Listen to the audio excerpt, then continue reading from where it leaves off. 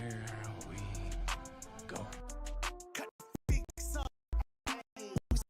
Xbox, babies, put the switch up. See me gearing up for war, don't get it mixed up.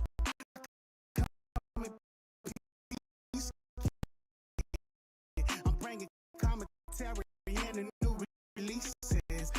I put them hours in to get the play on, don't be scared, destroy your head down. If channel keep your cut the fix Xbox, babies, see me get it mixed up. Peace kid, I'm bringing commentary and the new releases. I put them hours in to get prepared now. We play on expert level, don't be scared now. When I'm Forza, I can tear down. If you ain't tuned into the channel, keep your head down.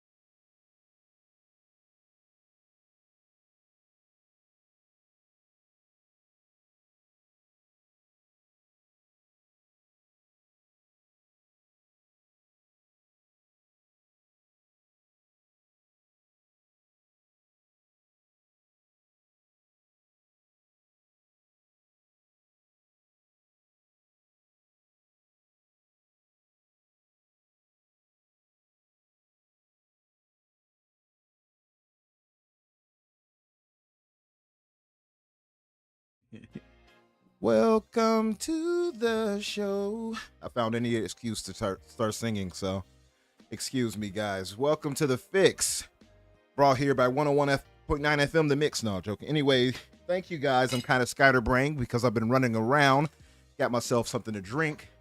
But what we have here are two of my my esteemed content creators and brothers in this game right now. And one who joined me very last second and graced me. I appreciate you very much for this, brother, as we had two cancellations tonight, unfortunately. Daniel J. McGee, my co-host, he had to cancel for, I believe, family situations, as well as Crusader, both roughly close to, I believe, last second. Crusaders was last second, unfortunately. But it happens. This is part of the game. And we'll link back up with them next time. So it is what it is. But for now, let's welcome in our great guest, starting with Ham Solo, my brother Ham, who runs several different shows, along with Loken and other people in our community right now. Ham, my brother, thank you for joining me, and tell the good folks what you've been up to. Yeah, I have been playing a lot of the original Stalker, just kind of getting ready for Stalker 2 to come out. Pretty excited for that. Also looking forward to Dragon Age Velguard to be coming out here in the near future. I've been slowly going through Astro Bot, but kind of been going through a little bit of a dilemma lately. I wasn't sure because I purchased a new controller a little bit ago. The Turtle Beach Stealth Ultra controller. And between me using that controller, because Space Marine came out and I was excited to use a new controller with it, but then Astro Bot also came out, and I've been using my PS5 controller. And one of those two controllers was giving me cramps in the hand. And I wasn't sure which one, but I think it was the PS5 controller. I'm gonna blame it on the PS5. There you go. When all else fails, blame it on those. Yeah, I'm with you. Yeah, when all else fails, blame it on the PS5. I took a little trip to Denver this last week. to go visit my mother-in-law. She's been having some lung issues, so we went and visited her and just kind of, comforted her for a little while. Sorry to hear that, but glad that she's doing okay. At least it sounds like. Yeah, we live like 700 miles away from her, so we figured, like, you never know what could happen. Let's go see her how we can. Makes sense. I think she's gonna be okay, but like I said, like, it's been a wild several years of just things just surprise happening. So we went on ahead and went and seen her. I came back, hand cramp was completely gone. I was good to go. Didn't touch the PS5, just out of safety. Went straight back to the Stealth Ultra controller, and I just found out it just wasn't my thing. Like, that controller just wasn't my jam. It's a nice controller. It's light as hell, which is nice for some. If you don't care about having, something that feels, a little heavier. I personally like, I like how heavy the Elite is. I feel like it's actually a tad bit too heavy. But that Turtle Beach one is hella light. The Elite always felt like a what's the word? Like a premium controller, though, to me. Like, it's like when you get a flagship phone from, right, Samsung or Apple or something like that. Yeah. My Galaxy 24 Ultra, like, that fucking heavy son bitch. But but a man of good taste, though, because you got the Samsung like myself. Yeah, it's a badass phone, though. It does everything I need it to. But anyways, back to the controller. There's like the P4 and P, like all the buttons on the back, the paddle buttons. It was kind of weird. They have like a rocker kind of thing going on back there that I don't really like, because it makes it hard to hit both on one side at a time, and it also is just hella uncomfortable to try to hit P2 or P1 or whichever the fuck that button letter is back there. Right. But it makes it hard to hit one of the buttons on both sides of the controllers at all times. So that was a little frustrating. Had some disconnect issues, yada yada yada. I still think that's a good controller. I don't think it's a bad controller. It just wasn't for me. Just the style of it and whatnot. And it has a little digital face on it, where it'll tell you stuff, where you could actually like kind of like go into the controller and go through the profiles. You could set the vibration, like fix some of the things on your controller just to make it work the way that you want to. The digital display on it was nice, but it, like, after using it twice, it was kind of pointless, to be honest. Like, it wasn't really necessary like that. It wasn't nice like that. It didn't do anything super special for you. You can connect it to your phone, but it's just like, why? What? like I mean, it's different connecting your headset to your phone, because then you can listen to music off of it. Right. But why would I need to connect my controller to my phone? Like, I don't want to read text messages on my goddamn controller. I ain't trying to read that. That's weird. Well, unless you want to, like, you can maybe play the game, I suppose. Right? You play like stream some gaming through your phone. You could do that, to be fair. I think it'd be really cool if they had the captions from the game on there. That would have made it interesting. But seeing that it's just yeah, I can see that. It's just like text messages from your phone. Like, I ain't trying to read my wife's text on my controller. I'm all set. Like, I really don't need to see, did you pick up chicken on my controller? Like, I just don't need to see that. But like I said, it's a nice controller. Yeah. It is a premium controller. It's worth it if it works for you, but it just didn't work for me. My other buddy Matt likes games. He loves that controller. He has it. He's the one that recommended it. I tried it, but I also noticed that there's other controllers on the market that are pretty nice, that are pretty cool lately, since Xbox allowed third-party manufacturers to start making wireless controllers now. And I noticed, hey, this doesn't have what I need, but this other controller does, Mm-hmm. which is the Razer V3 Wolverine, however the hell that compilation of words go together. But anyways, I just purchased that controller. It's supposed to come here tomorrow. I don't trust nobody that tells me it's coming tomorrow. I'm saying Monday. But if it comes tomorrow, I'm happy. But like, You I don't should trust be nobody fine out in because the it's only street. about to hit Friday and Saturday, right? So like typically, if I order something and it says like something on Friday or Saturday, like Saturday in very particular, and they're like, oh, delivered tomorrow on Sunday, I'm like, I'm not getting that controller or whatever I ordered until Monday. So that's how I Yeah, look at man. it. I mean, it was like 2:30, and I was at Best Buy returning that Yeah. Turtle Beach controller, and the woman's like, and I looked trying to order the controller on my phone because I was like thinking about just doing it that way and then just getting the credit to go back to my card.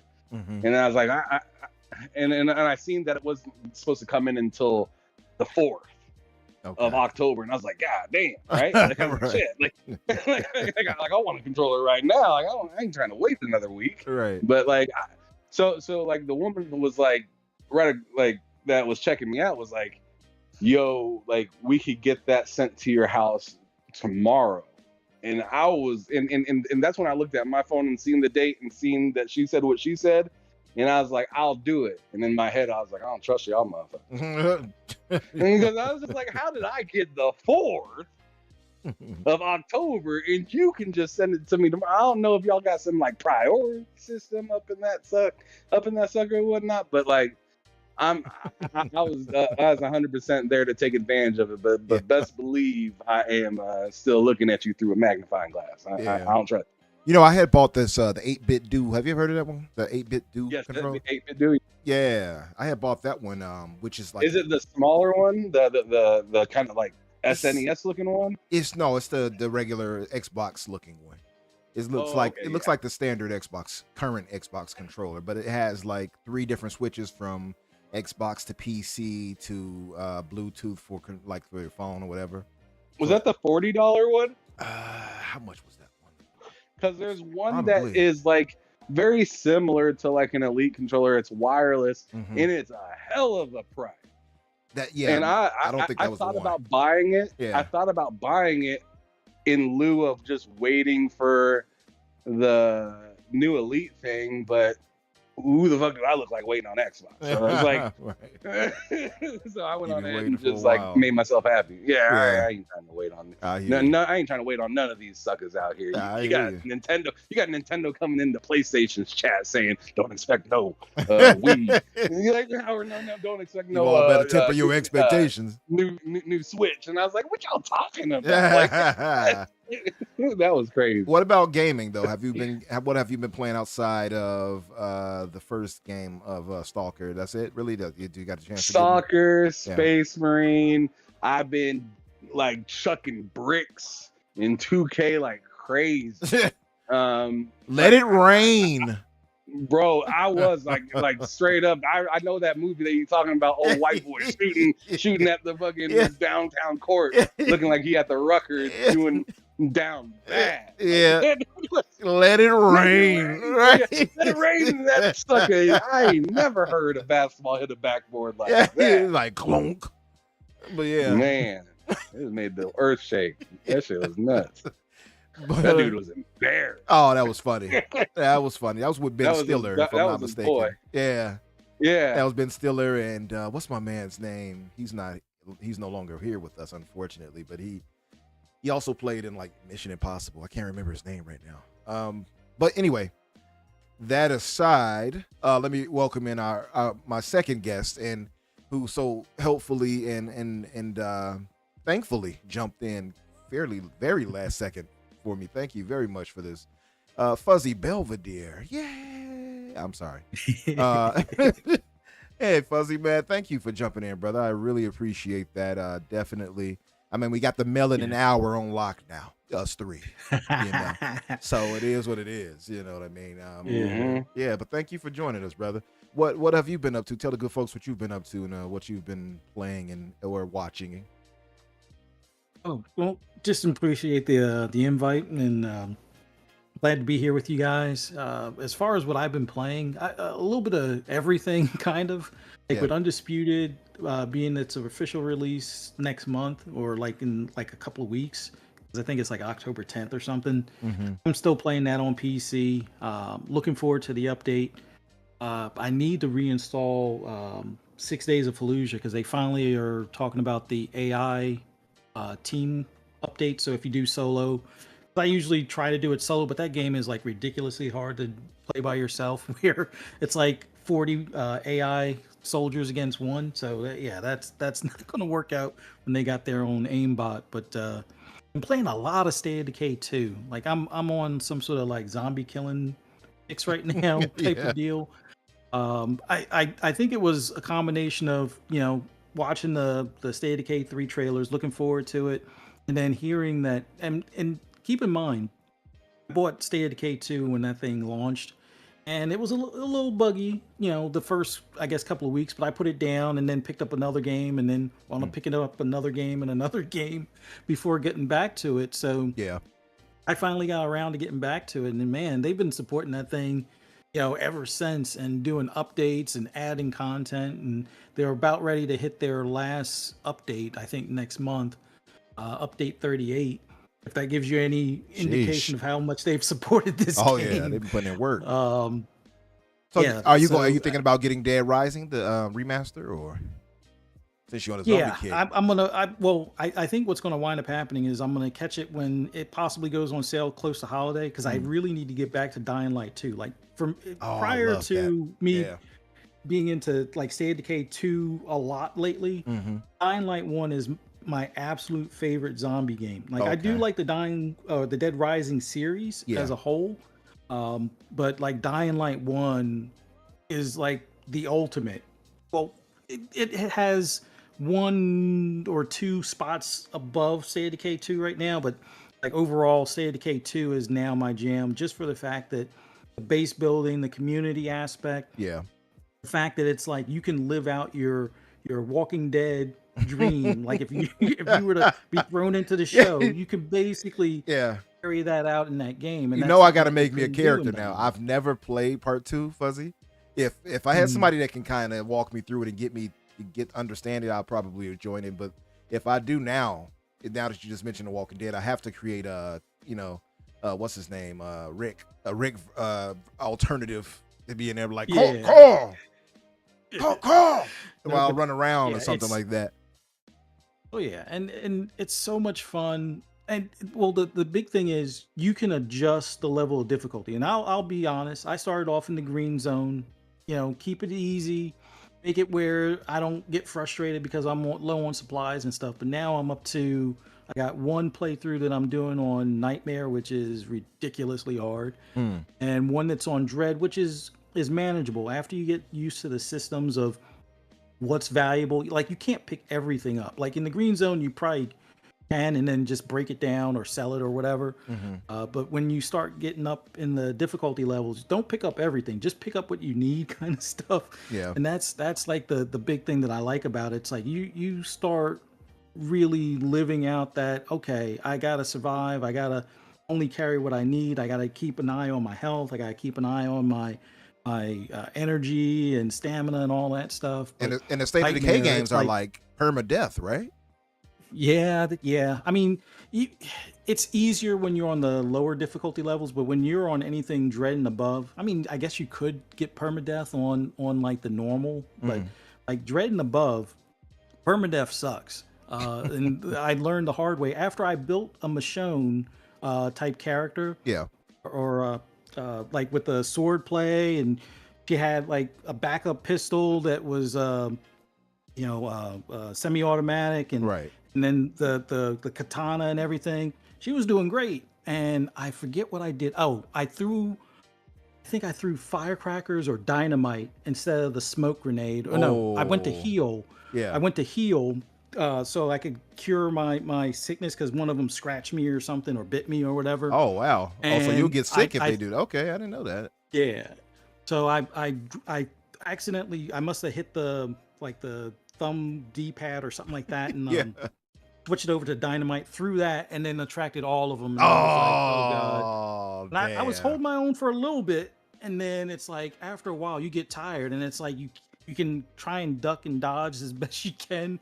But I think I got like, was it 2 pharaohs after me, and then there was like a juggernaut in the background, and I had like 5 or 6 of them around me, and I'm out of stamina, and I'm like, and I'm dead. I'm like, you kidding me? Like, I was so stupid throwing that dynamite. Yeah. It's like, oh yeah, all the zombies come right here where you heard this big explosion. Hey, welcome. Here's the feast.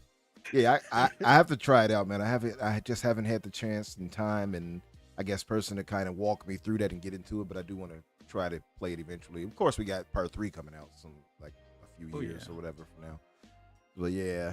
No. But that's cool. I definitely encourage people to give it a try. But other than that, I'm just relaxing. Kids are pissing me off because they decided that they wanted to withdraw from school early. But that's a whole nother story. We'll we'll talk about that. I saw a post from yours where you were I think you were going to the drive-in movie theater too, right?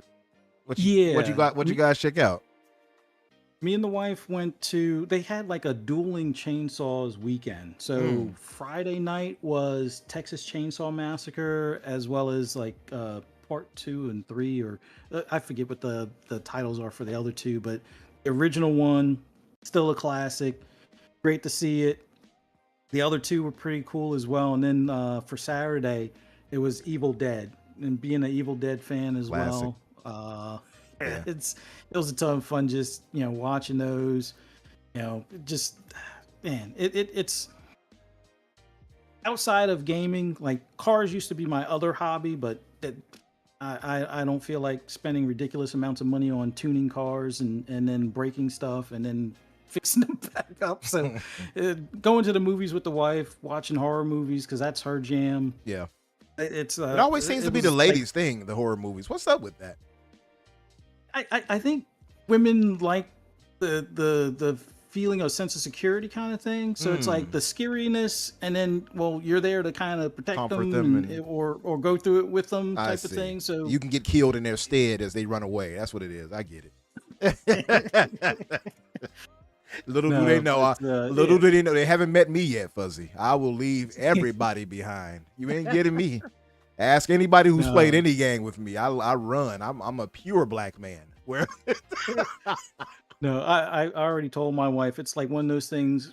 If we were to ever do a horror movie, it'd be like one of those 5-minute ones. It's like, we go to the vacation home, we hear sounds in the basement. All right, everybody back in the car. Let's go. Exactly. What was that noise? We're not unpacking any bags. Don't send me in that basement because I ain't going. I'm picking your ass up. I'm tearing you to the car and we're driving back home. Facts. That's what we're doing. All the lights went out. Well, time to go home, isn't it? Yeah, I'm not playing that. What's that sound? I won't find out.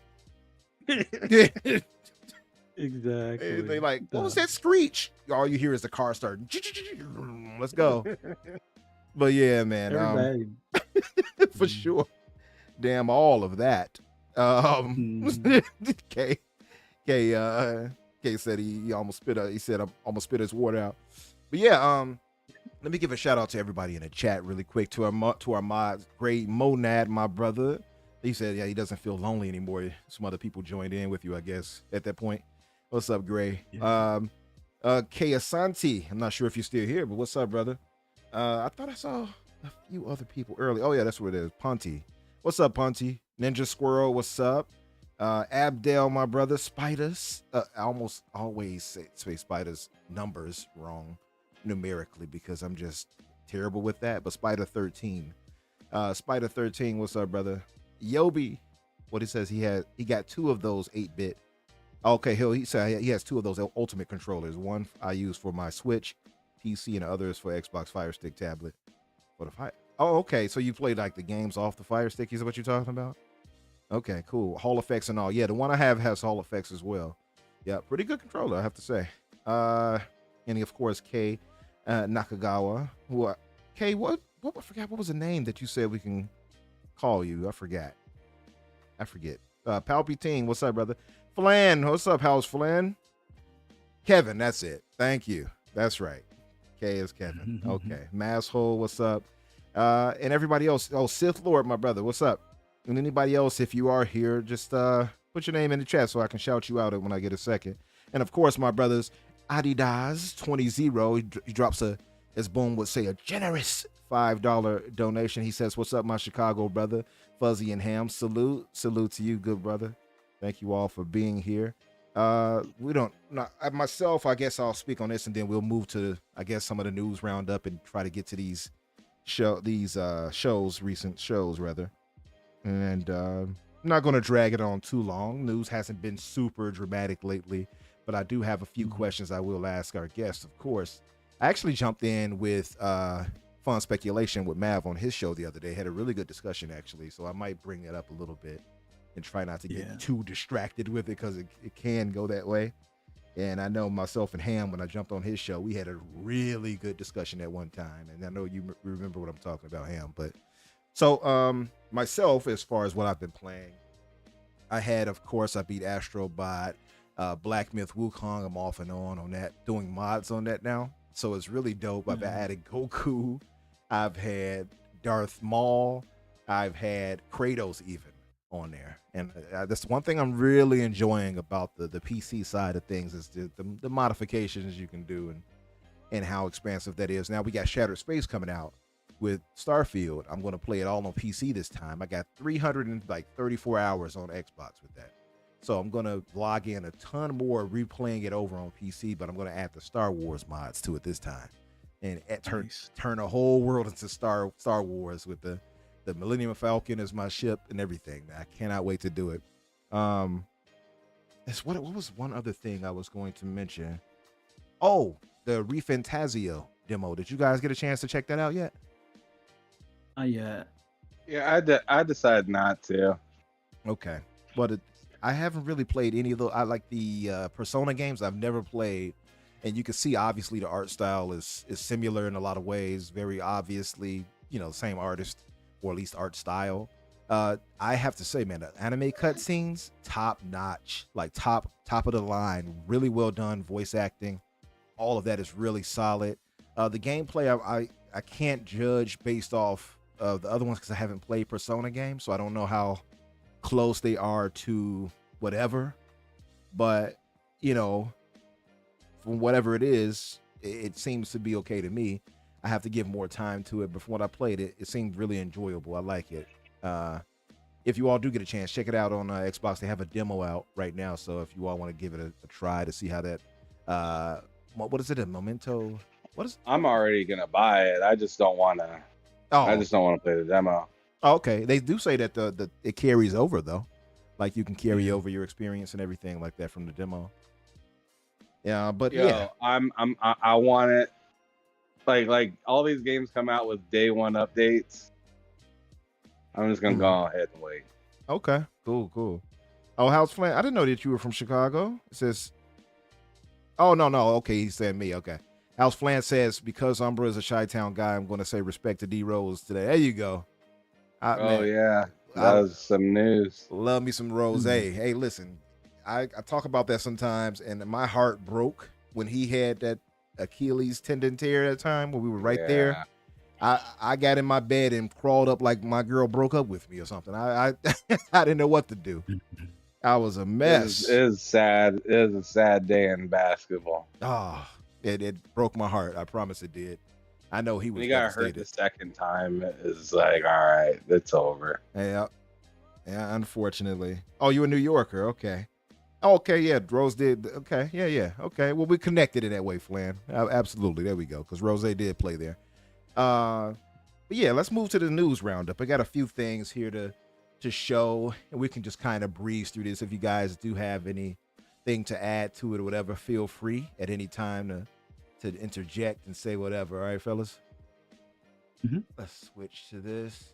Okay, so we had a few things come through. We didn't even have a show last week, so I'll go through some of these and switch back and forth. We had Aura History Untold reviews come through. A lot of solid reviews overall, and the consensus came down to a Metacritic of 79 and an Open Critic of 77. I talked to Mav. He said he's loving it, and it came out really well to him.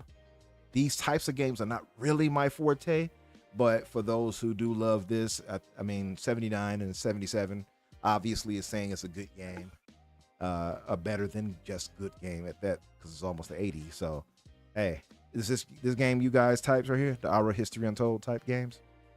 Nope. Not really. Okay, same. I'm gonna be straight up. Hey, Absolutely not. nothing wrong with that. It's the same for me. What about you, I Fuzzy? just can't. I kind of like them, but Can't they're like not everything. at the top of the list for me. Like for me, it's a game where all right, I'm gonna put Starfield down for a bit. I'm gonna put Forza down for a bit. Mm. All right, what do I just want to give a try and then probably play for like a day or two and then go back to my usual rotation. That's where like a lot of these strategy games come in because it's almost like you could be that world leader or you could be that demigod for that region kind of things, and it's almost like forget what system it was. I think it was actually in television way back in the day. There was like a Utopia, or maybe it was on Coleco at the time. Mm-hmm. There was a game called Utopia where you were pretty much like a god and you the rules and laws for the land and all that stuff, and those things kind of appeal. But right now they're after RPGs, they're after simulators like Flight Sim or Forza Racing games and things like that. So, but they're pretty cool. I had to go back and I looked to go check it out, the Utopia you were talking about, and it shows it for the television and everything else. This was back in 1982 right here, Fuzzy. Fuzzy got the old soul. I see you. Man, this is barely distinguishable from because these pixels are crazy. I don't know how, it's crazy how far we've come technology-wise. The tornado probably looked just like a bugle or something like that, right. skirting across the screen or something. Right. But now that's crazy. It was fun back then. Oh yeah, that's the fun of games in general, man. Even stuff that is relatively shown in a simple way, we can still understand what they are and things like that. On the Fix we talk about a multitude of different media, so we had this here too for Ryan Coogler, his movie Sinners. So we talk about not just gaming, we'll talk about wrestling, media, whatever, TV shows, all that. This has Michael B. Jordan. I just noticed it says starring Michael B. Jordan and Michael B. Jordan. So clearly he's playing two different characters, I guess. Sinners is based on supposed to be like a vampire movie. They had a trailer for it too, but I'm not going to play it right now. Really interesting. I'm not going to get too far into that because that will take all day. But yeah, hype for that too. I don't know, man. That Aura game. I don't know, bro. Not too hype for that. That's like a stuck at my grandma's house game. Yeah. Stuck in my grandmama's house game. Go ahead, baby. Play you some Aura. You remember? I mean, shoot. You ain't never been stuck in your grandma's house and there you have it. You got Oh no, I know what you mean. You got free cell. You know what I'm saying? That's all you got. Play you some solitaire over there. Yeah. You got free cell in a little bookshelf of some movies you ain't trying to watch. Yeah. Don't forget the candy dish with the butterscotch and the bro, talk about the little candy that looked like strawberry. Oh man. Oh yeah. The butterscotch my grandmama had on lock though. But we had the tin can from the cookies that used to be in there. And now you'll find everything from candy to wrapped up candy to needles and all types of stuff inside those things. Yeah. So we had Legacy of Kain Soul Reaver was spoiled before the show, which is why I wanted to highlight that because it kind of took the oomph away from it by the time we saw the show. But at the same time, super ecstatic for this to drop. Obviously, it just says PlayStation here on the graphic, but it's releasing obviously on Xbox too, as we've come to see.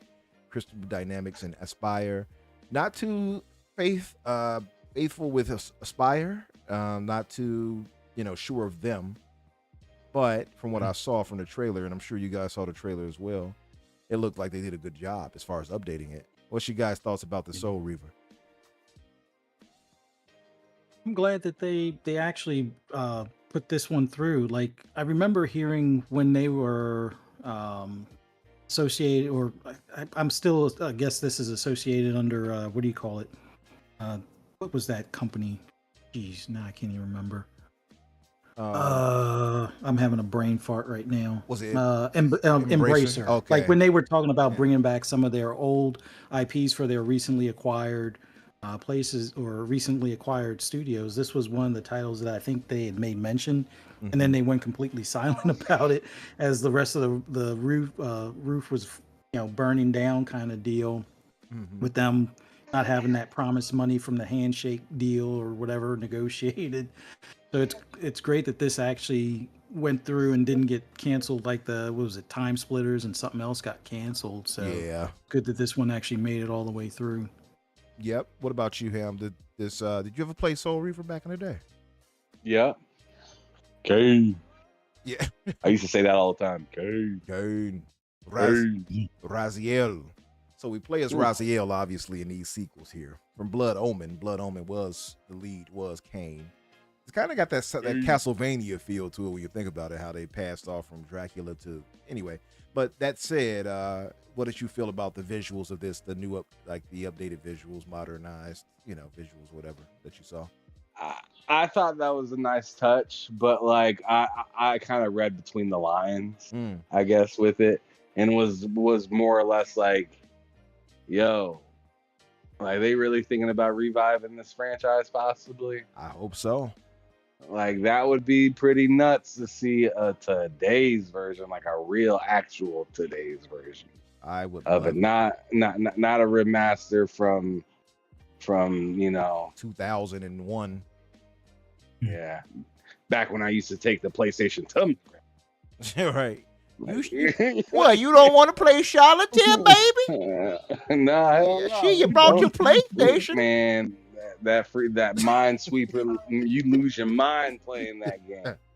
You lose your mind playing Minesweeper for real. I had your favorite game queued up for you. What you doing with the PlayStation? Bro. Oh, but yeah, I mean, I'm happy to see that game, come back. Maybe, like I said, maybe make some news. Maybe if it sells kind of like interest, if enough people find interest in it, I'd really like to see them bring a 2028, 29 version, of it sometime in the future. Like whether it's this generation or not, it doesn't even have to be this generation, but just seeing the interest of them just trying to keep the legacy alive. No pun intended. Nice. No pun intended. Yeah, no pun intended. No pun intended. When I think of this game when I think of this game here, I think of some of the developers, like for instance, the ones who made Darksiders. I feel like they would do justice bringing this. You're right, yeah, because it's kind of the similar feels in a lot of ways. Need to come back, Marlo Briggs. Yeah, I'm all for it. Like they need to bring a lot of those kind of hack and slash and like they don't all need to be crazy hard. True. They don't all need to come out and try to be like Wolong or come out and try to be what's that Dark Souls or something like that, or yeah. Well, yeah, I was thinking of what's that dang game that I'm thinking of? What character in it? Is it EA? I think that. No, it's definitely not. But I do know Activision had their own game. I think it was made by it was developed by somebody else, but it was actually published by Activision.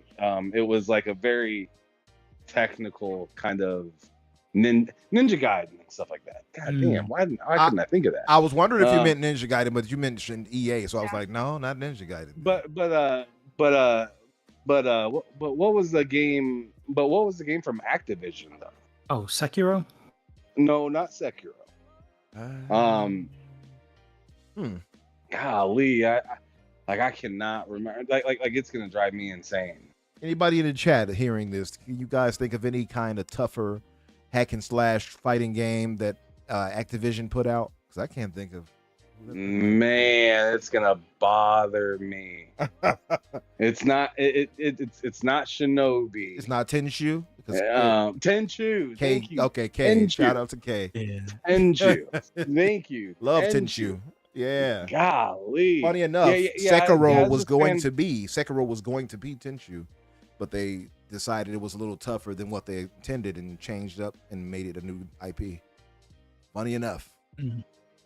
I think it'd be hella interesting to see like Tenchu come back. But my point was, I don't think every game needs to be as hard as like those games. I get you. Were and stuff like that. But like I don't know. I just see. I'd like to see some of the classic, dope, fun categories of games come back. I feel like all these games are kind of trend chasing too much. Mhm. Like, where dude, we used to get so many like military random mission type of stuff, and it would be like weird type of soldiers and stuff like that, and it would not even be like the most graphic intensive or the or like even the best thing on earth, but it would be like something really fun.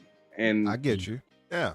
No, like, I don't think we know. have a shortage of diversity in general nowadays. Yes. Yeah. That's kind of what I'm kind of I get you for sure. Yeah, because we do. It's a lot of copycatting going on around, like as far as game design. Give us another Path of Neo or something. Like, oh, I mean, man, I forgot about that.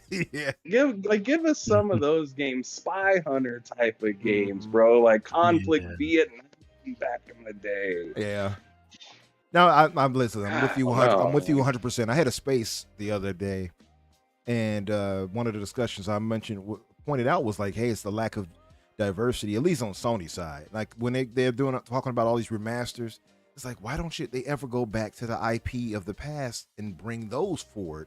I still don't understand it. Like the Jack and Daxters and such. I don't get it. Like viable, great IP. What are we gonna say, Fuzzy? I'm sorry. You can only buy the same game so many times. Yeah. I think they're like risk averse. Like I think there's a point where I guess the money men or the COOs or CFOs are looking at, well, the last time it only sold 2 million copies. So, with budgets being this, we would need to sell almost 10 times that to even want to, and instead of it being that, okay, you can make a game in a shorter period of time without an overblown budget that would probably sell better than the original just because it's been 10 to 12 years since the last in that series or that any game has been like that. They rather not take that chance. They rather knock off Overwatch and make something that takes 8 years and costs $400 million and then they only make $1 million of it back. They rather take that chance as opposed to doing something like Resistance Fall of Man or like a Jack and Daxter or anything like that, which just boggles my mind as well. I sometimes believe it's that the business suits are the ones that are going to have the bigger say at the meeting, and then they wind up shooting stuff down. And then on the other side of things, you also got Bungie shooting stuff down too, but I'm not going to drag them too much on it because I'm pretty sure you'll get some hate if I start talking about Bungie. But yeah, it's a weird time for some of these companies because it's like everything, at least it seems from the way they move, everything has to be a hit right out the gate, and if it's not a hit, then we'll never do that again. And whatever creativity we were doing in the past, forget that doesn't make money now, or it doesn't seem to make enough money. So they got to look at, oh, well, Fortnite's doing this, so we need to make a Fortnite. It's kind of like Overwatch with a little bit of, God of War type story to it, or maybe a Star Wars story to it, and mash that all together. And what do we get? And, I don't know. A mismatch. Gaming is in a weird spot right now. Like, I still hear these indie devs and smaller teams making these creative games that eventually wind up getting copied to some extent.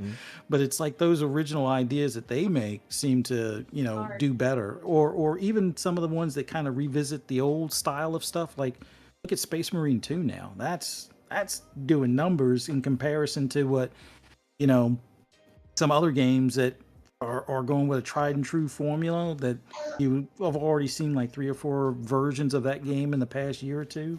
and then they only sell 1 million copies and stuff like that. So it's I Yeah. don't know.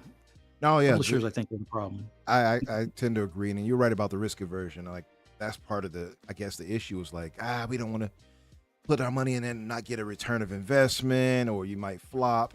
Concord style, you might. As now, people have turned Concord into a verb now, so you don't want to get concorded. You know what I mean? But well, my whole thing, to me, my whole thing is like, dude, you're already failing. Like you're like you're failing on copying and trying to redo the old thing that people are already used to and kind of tired of, and already kind of got their game if they're gonna play that type of thing going on. So like, why not go for just something completely new? And if that fails, well, then that don't work either. Instead of copying somebody else and thinking that you're gonna somehow like just bunny hop over it. Like that's just crazy. You know what I think it is too. Like, I feel like Sean Layden may have had a bit of a point where he points out the AAA versus AA situation and how it might not be as tenable as we thought. Right? It might not be. What's the word he used? It's a different word he used specifically. It might not be, I cannot remember the name of the word, but basically it's not a tenable thing that can continue going on, basically. And maybe it's the case where for some of the games we're talking about, maybe they just need to have a AA effort instead of a AAA effort and get smaller, more bite-sized kind of games out there to experiment more, to grab people's attention and bring them to that, right? Maybe not everything needs to be this big AAA expansive $100 million budget. No, 100%. Yeah. I'm 100% behind you on that, because it's just like, I feel like you're chasing a trend plus glamour on top of that, and it's just like you're trying to glamorize or make something seem better than something else half the time. Which, what does it take to do that? Usually a good chunk of change. So it's just like, why set yourself to possibly fail, especially trying to go versus a juggernaut? Like, instead of doing that, why don't you just set yourself apart and just be totally different? That's why a Space Marines is killing it, because how many times do we now see a game come with co-op campaign, co-op PvE, and like a Crucible type of, or some sort of Horde mode-esque or something, yeah. And then there's gonna be a Horde mode as well. So so this is the game that you like. When you purchase it, it feels like you invested into something, and it's gonna give you back something, compared to these games kind of nickel and diming you, and then you come to find out like, oh, there was supposed to be a Spider-Man like multiplayer game. Like, that should have been just part of the original Spider-Man 2 game.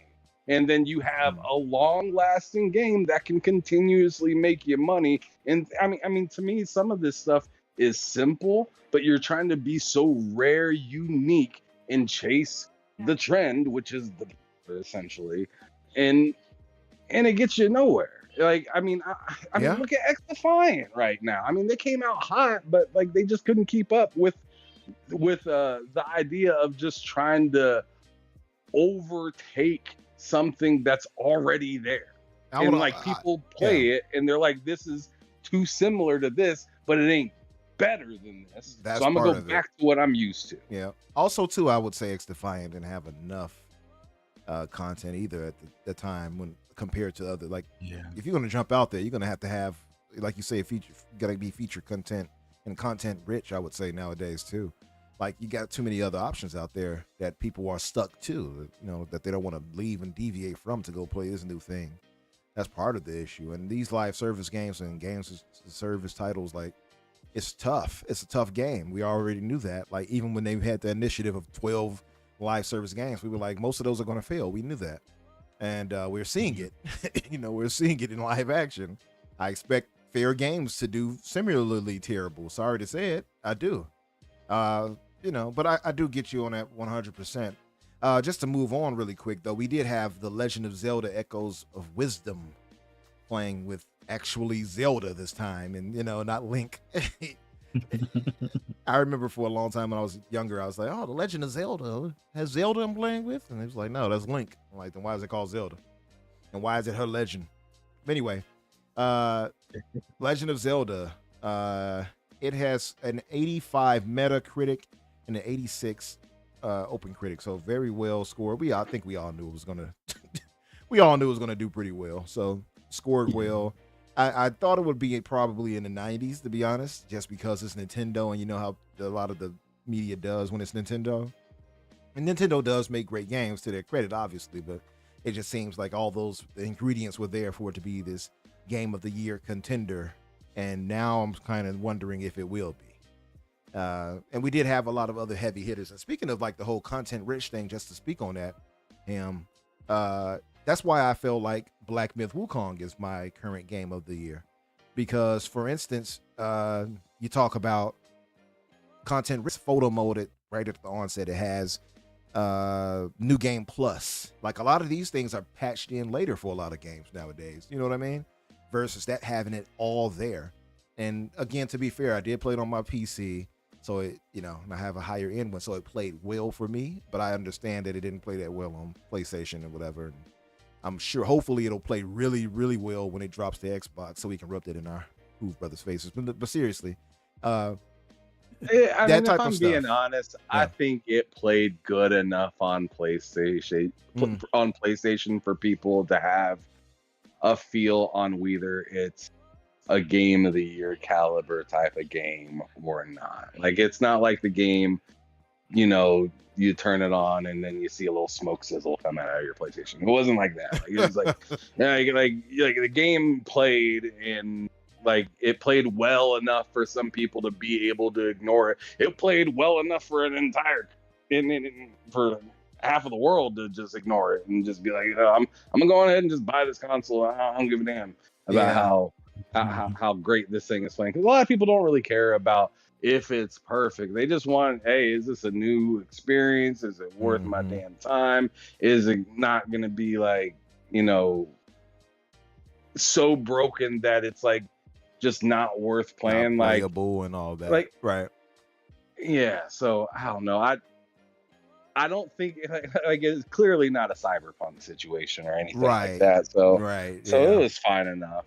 I think it was still disrespectful. It was still like don't get it messed up. Don't get it messed up. Like, I'm not saying, hey, please serve me another plate of that. Please, I'm just sir, saying, like, more. I'm just saying like it is definitely good enough. Like there's been plenty of games that we've played within this generation that were just like, yo, this ain't working quite this ain't it. Right. This is like The Ascent. Fantastic game. That game was completely broken. When it came out, that game was bust. Oh my goodness. And then on top of it, the game that came out soon, I believe after it, by Square Enix and People Can Fly. I'm trying to remember the game. Oh, Outriders. Outriders. Oh, yeah. That game was broken for like months. I've heard. Yeah, like people losing their saves and stuff like running that. Around with running around underwear, couldn't log in because all their stuff disappeared in inventory. Around your draw. They got robbed. Oh man, I mean, just recently, Helldivers, man, I couldn't get into that game, and like I was on my PC, man. Like I was having bros with brand new like stunting rigs. Like, I got a 3080. I'm doing all right, man. I mean, I'm an assistant pimp out in these streets. I ain't a full on pimp. I'm an assistant pimp. I'm doing my thing. I'm still getting money, but I had bros that had like full on like rigs bigger than mine, and that whole just like that game was just not running completely proper. But then on top of it, they had the whole anti-cheat issue and whatnot, and like that was a big deal. Like, that literally kept you from being able to play the game. So Wukong didn't do all that. Yeah, true. Speaking of Wukong, just to say this before we move on, apparently it sold 20 million copies now. Yeah. Right. Insane. Across both both console and PC, right? Mm-hmm. Shout out to China, The flex. who bought China. most. China. I know they bought the most out there. That's insane, man. Those are Call of Duty numbers right there. That's crazy. I'm sure Call of Duty will go neck and neck with it once it releases. We'll close to it, maybe, but looks like I think Black Myth might pull it out as far as the most sales this year. Maybe. Moving on, Alien Romulus will release on digital October 15th. I have not seen this yet. It's also going to be released on 4K UHD and Blu-ray on December 3rd. Have you guys had a chance to see this, Fuzzy? Have you checked this out, you and the missus? Yeah. What was your thought? Because I heard it was really, really good. I liked it. I'm more of an Aliens fan than Predator fan, and I like the whole mixture of how Prometheus falls into that lore. And I like that they had a nod for everything in this for those, and just the overall story without it being like your typical alien story. Oh, you're on a space rig and whatnot. But it was a cool story. Love the setup. Love the callback to an original character or a version of the original character that wasn't the original character. I'm not going to spoil anything, Okay. but it was definitely everything that I anticipated and more. It didn't disappoint. It's worth a watch if you're into the Aliens, series. I would say this is in the top 3. This definitely holds up better than some of the more recent ones prior. So Okay. Yeah, definitely. What about you, Ham? Did you get a chance to check this out yet, Romulus? I need to throw like my Damon Wayans face on and like throw a little makeup on and say hey to that. 2 snaps and what was that? Oh man! So you didn't like it, or okay? I'm clowning, but like no, it's just not my game. I hear you. Not her. All right. I mean, listen, I've heard nothing but positives about this. I definitely want to check it out, and yeah, I'm sure I'll probably stream it. I feel like if I do get it, I'll buy it digitally, whatever. But the actual releases, like as far as physical, I don't even waste time on physical anymore, man. I feel like I'm such a weirdo when it comes to that because everybody else, do you Blu-ray, physical? I'm like, I'm not doing that anymore. I'm just all digital over here. Digital master race. I don't know. Maybe I'm a loner. Don't need to take up any more shelf space. Exactly. That's how I look at it. And shout out to you, AJH. I saw that comment about having to check that out on on PC. I might just have to join you in that endeavor, brother. Yeah. We'll leave it at that. I won't say much more, but yeah, so we had that. Now, this was interesting. This came in just a bit before the show, and I couldn't help but laugh when I saw it. It was posted by our brother Tom Henderson from who hosts, of course, the Insider Gaming app and site, rather. And he posted the day before devs have returned with a Fantastic 2.0 and a new Kickstarter campaign. I could not help but laugh.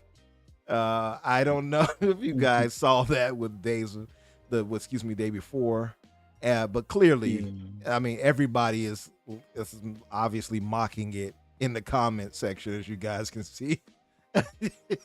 I know that's not who I think it is. Nobody trusts them. I would love to see if this actually makes it the Kickstarter goal. Would you all dare give any money to these devs? No, I actually went to Kickstarter to see if they actually were officially on there or not, and I'm surprised they are. Like I don't know what the rules are on some stuff. I know some other scam like games that have attempted on Kickstarter have gotten booted.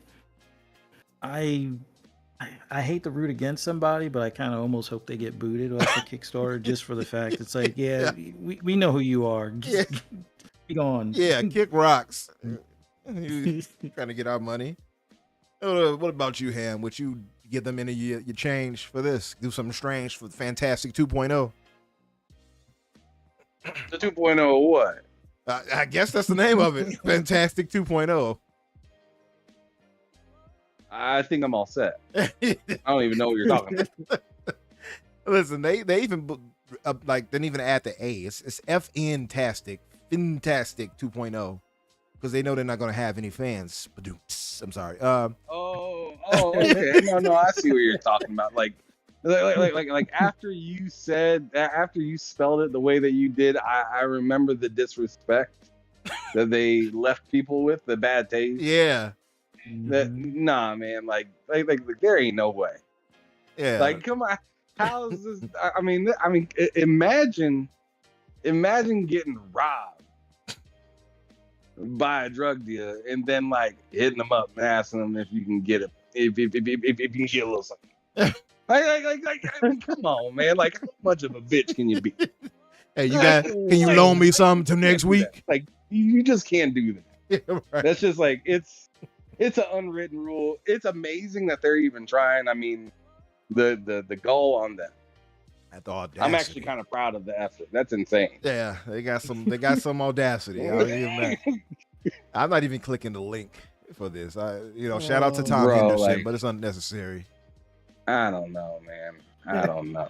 Yeah, I just laughed at it. It's like, okay, that's not. Even like somebody in my chat laughed at it. For a hamburger today. I told somebody that the other day. It's funny you said that. You know what? Let's transition to the actual state of play. How about that? So the state of play, I'm still blown away. That's insane. That's wild. It is wild. So they showed a few things. We'll skip ahead. I want to ask you guys what games I guess kind of stood out for you, and I want to get your scores for the state of play. We'll get through this kind of quick. Like the little PlayStation Studios intro here for Astro Bot they did. Thought that was pretty cool. I actually am.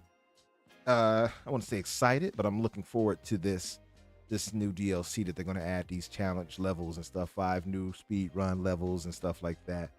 Looks pretty good. I enjoyed the game itself. I think I came away with a 9. Although I think on further, if I was being really scrutinizing it, I probably would come away with more of like a 8.5 or 8 for Astro Bot overall. I think the nostalgia heavily carried that game. I'm just being as honest as I can. And it's a good game, but still. 10 new bots to rescue. As you can see, Eve from Stellar Blade, one of my favorite games of the year, is in there. She's going to be getting it too. Watch this. Let's see if they show it. She was getting off. There she goes. Look at her. Look at her. I think you guys share a different screen. She was getting it, man. You'll see it. It's coming up soon. But she was getting it. As far as that, you guys excited for anything with Astro Bot? Have you guys had a chance to get into it, Astro Bot, and play any of those? No, I played the original Astro Bot with the PS5.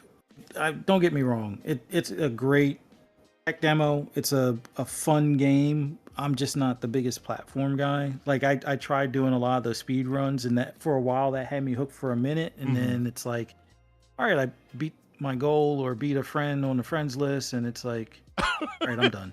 Yeah. And it's no shade to the game. It's just I prefer Ratchet and Clank over it, but even that, it was like once I sped through that in like 6 hours or less or something, and platinumed it, and I said, platformers aren't really my thing. Not really a bag. Like, see, and I had this discussion with somebody in the space, and I mentioned that to me, like even seeing all the 9s and praises, getting people trying to say, "Oh, it's game of the year," and I'm like, I don't know about that. But I also said I thought, honest to God, Ratchet and Clank Rift Apart was the better platformer or game. It's because they like, well, it's not really a platformer. Yeah, it is. Rift Apart is a platformer. It just has like the sub, I guess, added elements of like the shooter elements and stuff like that too. But I think that's a better game, and that's not to throw salt on Astro Bot because it is a good game. But I definitely get it, and I know you're more of a racing fan too. To be fair to you, So I get it. Somebody said this right here was this was what's the name of that thing? What's the name of that brown threaded character that PlayStation had? Oh, Sackboy. Sackboy. They were saying that Sackboy on drugs. This right here. This looks pretty unique though. I'll give them that. Handcrafted in clay. very nightmarish. What's my man's name that does the horror movies, but like with charm? What's his name? The one with Johnny Depp is always in his movies. What's his name? Cannot think of it right now. The one who did Edward Scissorhands. Who made that? Let me see something. Edward Scissorhands. Director. Tim Burton. There we go. Did not remember his name to save my life. Tim Burton. This looks like something Tim Burton would have dreamt up right here. It has a kind of a Coraline / Nightmare Before Christmas kind of aesthetic a little bit to it to me. The Midnight Walk. You guys thought this looked pretty good? Anything stick out to you for this one? No, for me, there was really only one other title that really kind of stood out, and that was one that came much later on. Hell Is Us. Yeah, that one got me too. Yeah, and that one, it's a multi-plat, so I'll explain my score when you get to that part. But like, there was only really one true standout for this being a state of play, and then there was the one that was a standout that, you know, I don't have to buy on Xbox or not buy on PlayStation, so I can either buy it on Xbox or PC. So yeah, I'll figure out where I want to play it, type of thing. Yeah, for sure. And also too, that was a VR title. I am not a VR fan, though I thought that looks pretty good. I would say. I believe this is this the Hell Is Us right here? It might be. Let's see. She said the country was sick. I think this is it. I can play it. Let's see. But I don't want to get a strike or something. Mother always said monsters didn't exist. I'm not sure if the gameplay is showing on screen. We were both wrong. I still see the Romulus stuff on screen for the that's what I was trying to say. Oh, crap. Wait a minute. Let me see if I switch the scenes. I would feel like a complete idiot if I did not switch. Hold on. Did I not switch it? Let's see. Oh, that's why you were saying that, Ham. Yeah. I heard you, but it was like, I'm like, oh, I think you're delayed behind. And I'm not. Crap. Okay. I see now. Sorry, chat and audience, and sorry, Ham. I honestly did not know. I'm saying all of that and doing all of that. There we go. Okay. I feel like an idiot. Hey, man, when it ain't my show, I swing once, and I'm out, and I'm out, and I'm out. Well, let me go back there for one quick second. Then I'm gonna. There he is. There it is. There she is. She's getting it there. Okay.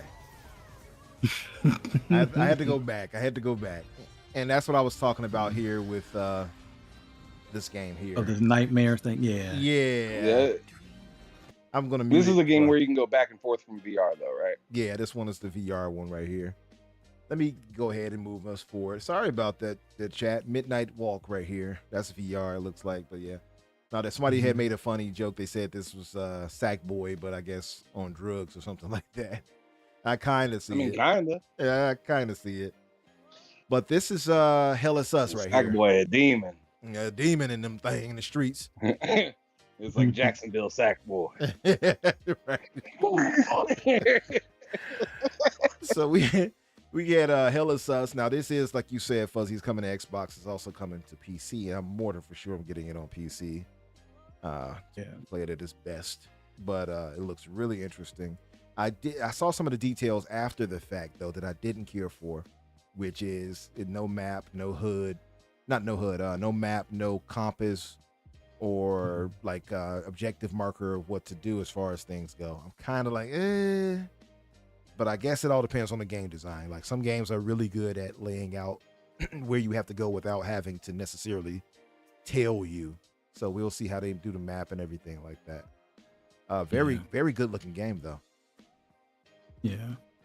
I mean, and if you get it on PC, I'm pretty sure somebody will make a mod for some sort of, like, even whether it's a compass or a map or something like that. Yep, 100%. Like I get the survival vibes from this game. Like they want you to explore, which sounds cool, but like no map, no compass is going to be frustrating at times. But I have a feeling no matter where you go, there'll be some action, or there'll be some secrets or loot or something along those lines. So it'll probably not be as bothersome if you're, oh, go down this path. Oh, you find an even more powerful sword that has like electric damage or something like that type of thing. Mm-hmm. I expect that they'll compensate for not having the map and things like that with the stuff you can find. So I'm looking forward to it.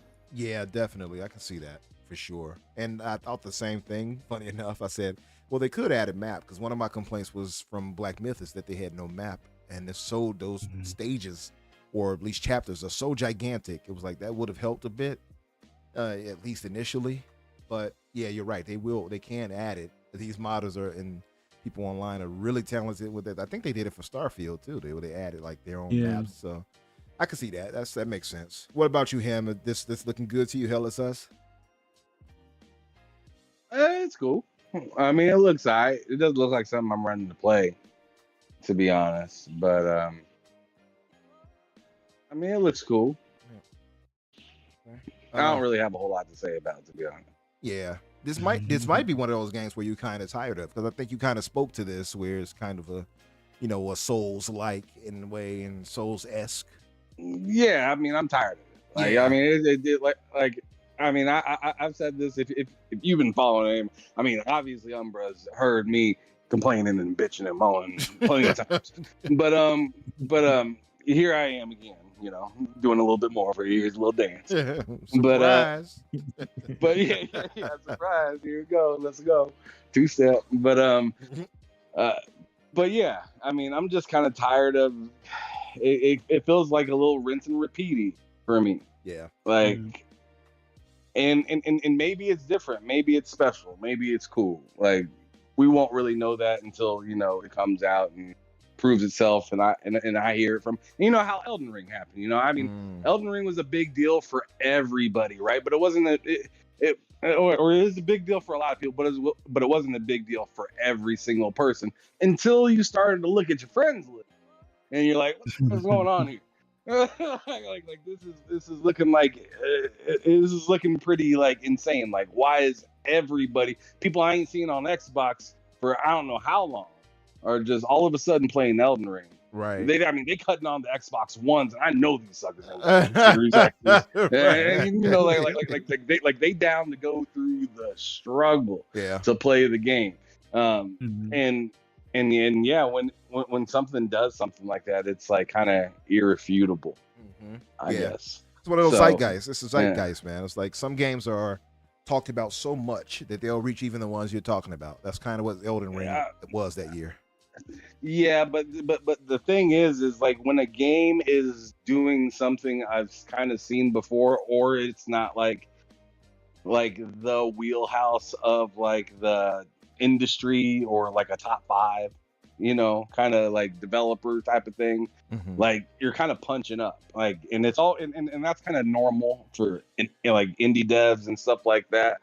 But to me, that's what makes the indie devs kind of special, is because you can go out of your way to do something completely different if you want to, without somebody gnawing on your ear telling you to do something completely different. Right. So I don't know, like seeing another like whether it is Souls or not, and that's exactly why I didn't get into Black Myth Wukong. Like I said, I didn't think it was a bad game. It just wasn't. And I looked at my friends list, and I seen the same thing that I seen with Elden Ring, but this time I was just like, I'm not twice in one generation, motherfucker. You need to calm down. Not in one generation. I'm not going to continuously just fall into these FOMO traps, because that's what they kind of are, right? Yeah. So I'm just gonna sit back. I'm gonna let everybody else and kind of enjoy it, and I'm gonna wait for something that actually catches my eye, instead of like just kind of going off of everybody else's high. I hear you. Let me skip ahead a bit. We had I think they showed a few VR titles. This one is one of them. This was what's the name of this game? Metro. Yeah, it looks kind of interesting, to be fair. Clearly not as visually pleasing as the main title, because it's VR. It's not up to those standards, but it's okay. Like, for anybody who's in VR and this is your thing, hey, more power to you. I am not a VR fan, so this does nothing for me. Metro Awakening VR coming November of 2024. I want to like this game, but goodness gracious, man, I don't understand who thought it was cool to do floating hands. Like I just, Yeah. it looks so dumb to me when you got floating hands. Like, who is this person Yeah. holding this gun? Like you look down and you don't see nothing. It's weird. Where my feet at? On my toes. Yeah, Yeah. yeah. I thought this was VR. I mean, this You chop my toes off. TV. I feel like Toby off of Roots. You chop my feet off.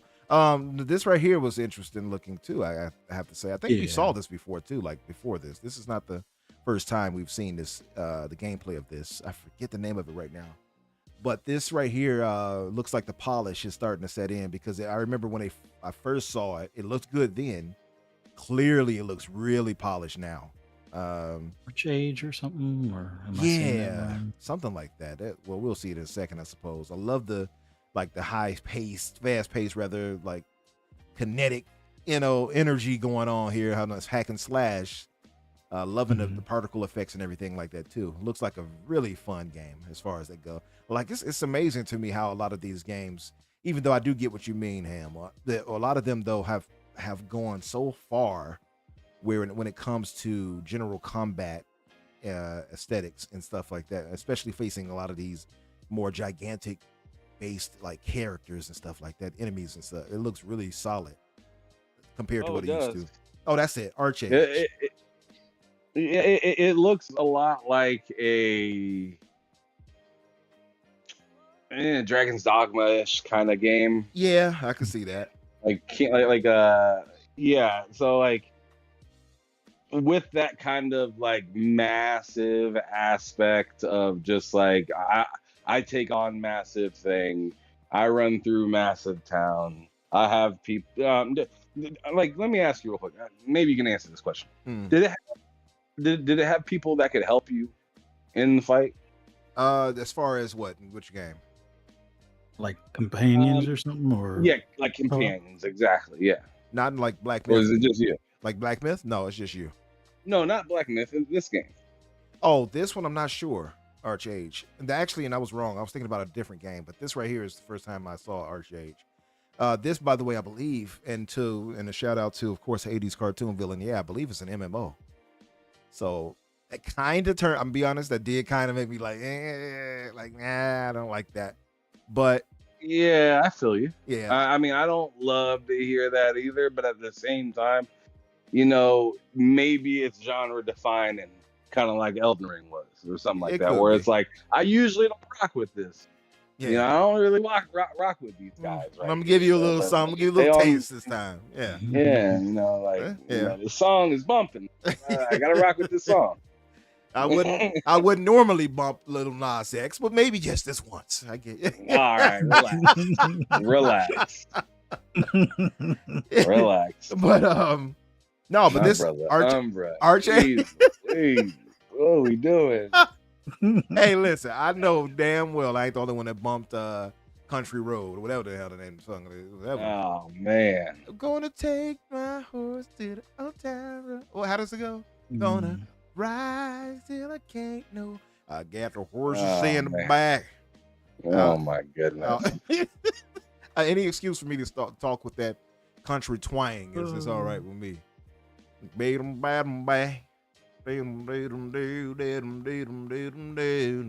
Anyway, Archage looks really good. Visually, it's really nice, colorful, all those good things. I do not like the MMO aspect, but to be fair, Diablo 4 is considered an MMO, and that's not really an MMO, not in the sense that we're used to, like WoW, for instance, right? Yeah. So this could work out. What about you, Fuzzy? What's your thoughts on Archage? What was your takeaway? I agree with Ham as far as it has that Dragon's Dogma look, but it's almost like if you could take Diablo 4 and turn it into like a third person perspective in a way, because of some of the elemental damage stuff that you would see as well. I'm looking forward to it. I'll give it a try. It's not going to be one of those I'd probably buy day one, Yeah, but I probably Nope. will pick it up on a sale kind of thing. makes And I mean, sense. if it comes to Game Pass, hopefully Hey, it'll be let's. one of those things to definitely give a try day one then. But it's the type of game I've had a lot of fun with. Like I didn't know I would enjoy Dragon's Dogma 2 as much as I did, so Yeah. this one will probably be up there for me as well. Okay. Yeah, I could definitely see some of those aesthetics from the Dragon's Dogma slash Dragon Age esque in some ways in the visuals. I can see that. And by the way, you mentioned it earlier. I am excited for Dragon Age Veilguard too. Yo, Which was that shown. looks, bro. I think it looks pretty good. Some Like, people didn't like it though. It hit that. Yeah. It hit that menu like it was Mass Effect. I was like, yeah, let's go. It I was looked like, good to all right. me. It looked good to me. I will. There are Yeah, some I'm things I ready. don't like. I will say the character creation part where they were showing, like the flat chestedness where you can't quite develop the character to style them the way you want. Or for me, it's the You can't make Cardi. You can't make Cardi. Man. Brrr. How she does it. Brrr. Mm, You can't quite give them the pan. They got to get the pancakes back there. I don't like the pancakes. I prefer more round firmness back there. But hey, it is what it is, right? I'll probably make a male character anyway, so whatever. All of these that's where developers just Dragon's need to Dogma look did at it. Dragon's Dogma 2. And That's what I'm saying. and Yeah, improve I was from right there there, with like- you, Fuzzy. like that's like the gold standard now. Like if you can't make a character any shape you want, then don't bother with a character creator. Just make default characters at that point. Pretty That's how I much. see it. Pretty much. If it's one thing I would tell them, like I like that they're adding all, because some people got up in arms of the usual anti-whatever crowd. Oh, look, the scars. Oh, the scars for the chest and Vitiligo. What, you gonna make Michael Jackson? It was like, all right, shut up. So stuff like that is like, I don't want to hear that. And they're latching I'm on to anti everything. not eating. Yeah. Right? Yeah, these characters need to eat. That's where I'm at with it. Like, if you're gonna give us that, give us everything. I want to be able to make a Big Betty. I want to make somebody who, you know what I mean, who got the BBL back there if I want to. I want to have it all. Don't shortchange me on that. And I will say this too. What is, somebody else pointed it out, and I started to look at it and really it seeped in. It's like, what is with the bobblehead design of the characters in Dragon Age? Why do they have those gigantic heads? It looks disproportionate to the bodies. Have you all noticed that? Yeah, Go ahead. No, I was going to say, I think it might be because they're flat chested or pancakes in the back. I think so. It's like when you take away what you would normally see in shapes, like the only other round shape is the head, and it's like, okay, that sticks out like a sore thumb, like Right. a Q-tip. kind of Everything thing, else so- flat, so the big old head is round and big, and it's like, okay, there we go. That looks odd. Yeah, that makes some sense, actually. That's a good point. Yeah, like, let me shout out to Kay. Kay says, make a character that looks like Michael Jackson, then all of his lines consist of he. Hee hee. Don't stop till you get enough. Abdel, my brother, he says that, not gonna lie, I was disappointed at today's TGS show. Last year's were better. You know what? I don't know. We'll get to that in 1 second though. And he says, but in my opinion, I don't get these MFers mad when you have an opinion about it. I agree with you, brother. Like, we all have that. And yeah, AJH, I saw that, by the way. I was going to highlight that. The 5090. Have you all saw the specs for that? Insane. Yeah, I'm wondering if it's accurate on like, is it going to be 32 gig gigabytes memory? That's what they're saying. Jeez. Yeah, 32 gigabytes for that. I was a little confused by the 5080 being 16 gigabytes instead of 24, but then a buddy of mine told me it's always 16 gigabytes for the 80 series. So I was like, what, the 50 or 40 or whatever, or 30 80 series is always 16 gigabytes allegedly. But I felt like that could have had a bit of a bigger boost. It got a lot of CUDA cores. I know that too, as far as the 4090. I looked at the specs, and I have the 4080 Super, and then I looked at the specs of that to the 5090, and that thing takes a firm dump on my 4080. Let's put it to you that way. That 5090 is crazy. 600 watts, like AJ just pointed out. Crazy power draw. Yes, Gray. I want the booties. I want the booty cheeks. I want the round ones. Indeed, the peaches. That's right. Don't give me any pancakes. I don't want any flapjacks around this way. But getting back though, yeah. So we see Power World is coming to PlayStation. You guys excited about that? Yeah. I'll give the politically correct answer. It's great that everybody will be able to play. When we all play, we win. There you go. We've been conditioned to believe that way on Xbox. Yeah. When we all play, we all win. Listen, shout out to Power World. They're doing well. The Pocket Pair. It's funny though that Nintendo, of course, is trying to sue them. Of course, the extra litigious Nintendo, and because of that, it's on PlayStation, but it's not out in Japan due to Nintendo's lawsuit, which I found really interesting. I just wanted to say shout out to Pocket Pair. Indeed. I just want to say shout out to Pocket Pair real quick. Indeed. You chest bump, you chest bumping number one right now. You chest bump. You say, "What's up, Nintendo? What's cracking? How are y'all doing? Right. How are y'all doing? We got this game where we actually, gave a damn, and people are having fun playing it, and we only spent a couple million on it. I thought y'all liked cheap games, but I thought y'all had direction and all this really cool, ideas of how to make these great games that work fantastic. And Pocket Pair came in and they took a kneel right in the star of the Cowboy Stadium. They just did that. They pulled a TO on them. I mean, I've yet to see PlayStation or Xbox or anybody else walk up and slap Nintendo in the face like Pocket Pair has. Pocket Pair got the pocket rocket. Like goddamn, like they are not messing around. I like that. And see, that is what I'm talking about right there. Like they did something different, and look at the outcome. Yeah. Look at the outcome. They did something that everybody's like, why isn't anybody doing this? Can somebody do this? Can somebody do this? Can somebody do this? And then finally, somebody listened. And somebody did it. Because let's not act like the idea of what they're doing is a new concept. Like it's not like any sort of like wildly new concept, but it kicks ass, and it's so good to see an indie dev make somebody like a Naughty Dog dev come out and say these motherfuckers cheap. Like, no, man, you salty because y'all spent years on multiple different games flushing hundreds of $1 million down the toilet, and these dudes took a few mil and just, bruh. I mean, I don't even gotta say nothing. Same thing. Like, that's funny because it's the same thing with, I hate to keep going back to it, but Black Myth. I think it was 40 or 60 million for that game.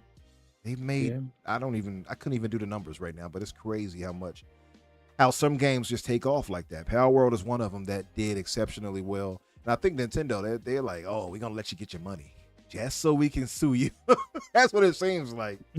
It seems like they waited like, yeah, go ahead. Yeah. Dear Honor, we would like to, it just feels so odd. We want a piece of that pie for sure.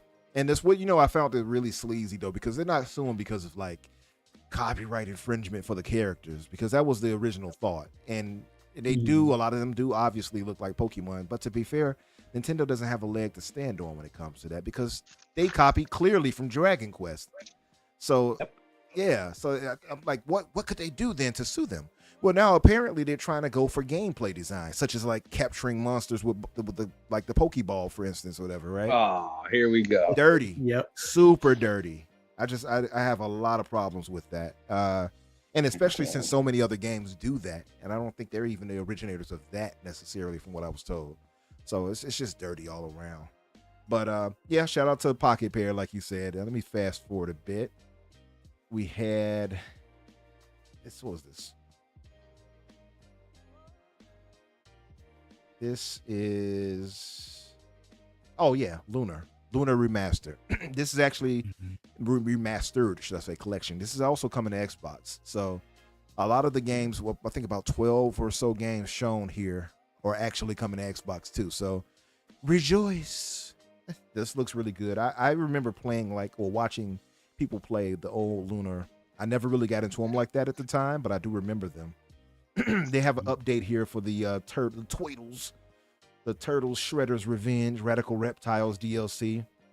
Also, obviously coming to Xbox. So if you guys are interested in that, great game. Definitely you'll like this. Not much need to be said about that. Let me fast forward a bit. What did you guys think about this with Shadow and such? I guess they got Keanu Reeves voicing him. They're gonna tie into the movie coming up and everything like that. Does this give you guys a little excitement? I thought it was hot. It looks pretty dope, right? I thought it was hot. Like, I was just like, that makes sense. Like, when I heard his voice, I didn't even actually think of who it was until they mentioned it. Yeah. And I was just like, that just sounded right. Yeah. Like, it just like I like that. So like, cool. He's like, cool. whoa. And then on top of it, I mean, let's not act like Shadow ain't the baddest motherfucker in that universe. Oh, he's a bad man. It used to be Knuckles for a while. I remember I used to draw those comics. Knuckles used to be knocking Sonic across his ass. Like, sit down. I remember he just come out of the ground, just bow, sit down. But anyway, I remember the books and all. I used to have the comics and all that from the Archie comics. Man, I was heavy on Sonic back in the day. As much as we talk about Everborn nowadays and his love for Sonic, I used to be a Sonic stan back in the day. This is another Knuckles game. was the first. Knuckles was the first video game character to make where rocking dreads appropriate. Yeah, you're right. That's why I kind of figured it was funny when they got Idris Elba to play as. I was like, okay, yeah, it makes some sense to get a brother for him. And he did sound like Johnny Silverhand, 80s cartoon villain. Yeah, he's like, whoa. I was like, oh, okay, that's definitely Keanu. Fantasian here, Neo Dimension from the legendary Hironobu. I forgot his last name. How do I say his last name? Let me make sure I say it. I don't want to ruin that. I almost always forget his name. I almost say Sakaguchi, but I don't think that's it. There it is.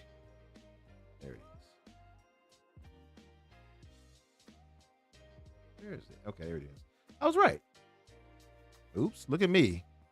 A victim of my own knowledge. Yeah, Hironobu Sakaguchi. He is the legendary creator of, obviously, of Final Fantasy. So this right here is a not spin-off, but a new creation of his. Obviously, if you guys will remember, he did, what was that game on Xbox that so many people want to come back? Lost, is it Odyssey? Blue Dragon? It was Blue Dragon too. He did do that as well, but I think it's Lost Odyssey, was it? Yeah. Hironobu coming back into the game with Fantasian Neo Dimension. This is also coming to Xbox, so you guys won't want to check this out. It has a unique look to it. I'll give it a go just because of him being who he is and doing what he does. It looks like something I might want to give a shot to. Dragon Age, of course, they showed a bit of that. Don't really need to see too much of it. Let me see. I mean, bro, come on, man. Running around there looking like Tyrone Biggins. Yeah. The head bobbing, though. Yeah, I one thing I will say too that I do like from the character creation and like cloth design for a Dragon Age here is all looks solid. Your created character looks as good as the actual in-game characters, and that's kind of a hard balance for some games to do, right? Yeah. So your created character looks like they could have been created in that world. So I do like the way that looks. And the armor aesthetics and everything looks really solid. That pulls me into the game more a bit. So like that. Not going to spend too much time on that. I'm going to skip ahead. Dragon Age is looking decent. I'm definitely going to give it a shot. I saw them fighting this dragon on the beach here. Looks really good. Typically, I play as a warrior type when it comes to these types of games. Sword and shield. Maybe some magic here and there. But this right here is just a mage going against them. Who is this? Curious. The what is it? Istelin? Whatever. Anyway, looks good. We spoke on this a bit already, so I'm not going to drag that. Let me skip ahead. This was Alan Wake, right? Yeah, Alan Wake DLC. That's right, Alan Wake. Okay. Yeah, obviously also coming to Xbox, the DLC. What's the name of this? What's the name of the DLC? Lake House. There we go. So Alan Wake 2, The Lake House, coming in October. That's also coming to Xbox. And I think that's kind of what this looked kind of hilarious. How he was bopping people across their head in this in the VR for Hitman right here. But this does look kind of fun. This is one of the rare ones that actually looks like it might be entertaining to do with VR. Yeah, and at least it's not like Ham was saying earlier with the floating hands for it. Right. You can actually see an arm and stuff. Yeah. You see I said that when I was watching the show. I was like, I give it credit. It ain't got no floating hands. No floating hands. But you see how he bopped dude across the head. Look how he bopped him when he punched him with his left hand. Let's see if I think he does it one more time. I just remember laughing, like, because he bopped him, then he punched him with his right, if I'm not mistaken. You'll see. Hold on one sec. You have to step away for a sec. Hold on one sec. Okay. Where's it? Let's see. Right there. He just bops him. But that looks like it might be all right. Hitman World of Assassination coming to PSVR 2. Again, not for me. And here we go. Of course, we were speaking on this a while ago. I thought it was dope. Yeah, it looks really good, man. Solid update to this world. Hopefully, like we were saying, it leads to more modern titles for this. Return of my boy Raziel. Looks dope. I'm hyped for it. Looks really good. I had played it. When I played it, I played on Dreamcast. And even then, I thought it looked pretty dang good. And I looked at the comparison. Somebody posted on Twitter that showed the PlayStation release versus the Dreamcast release. And it was like night and day. Looks so much better on Dreamcast. So to see that, and even now to what it's looking like here, it looks really good. I very hyped for this. I'm not sure, chat, are you guys hyped for the return of Legacy of Kain? I know I am. Let me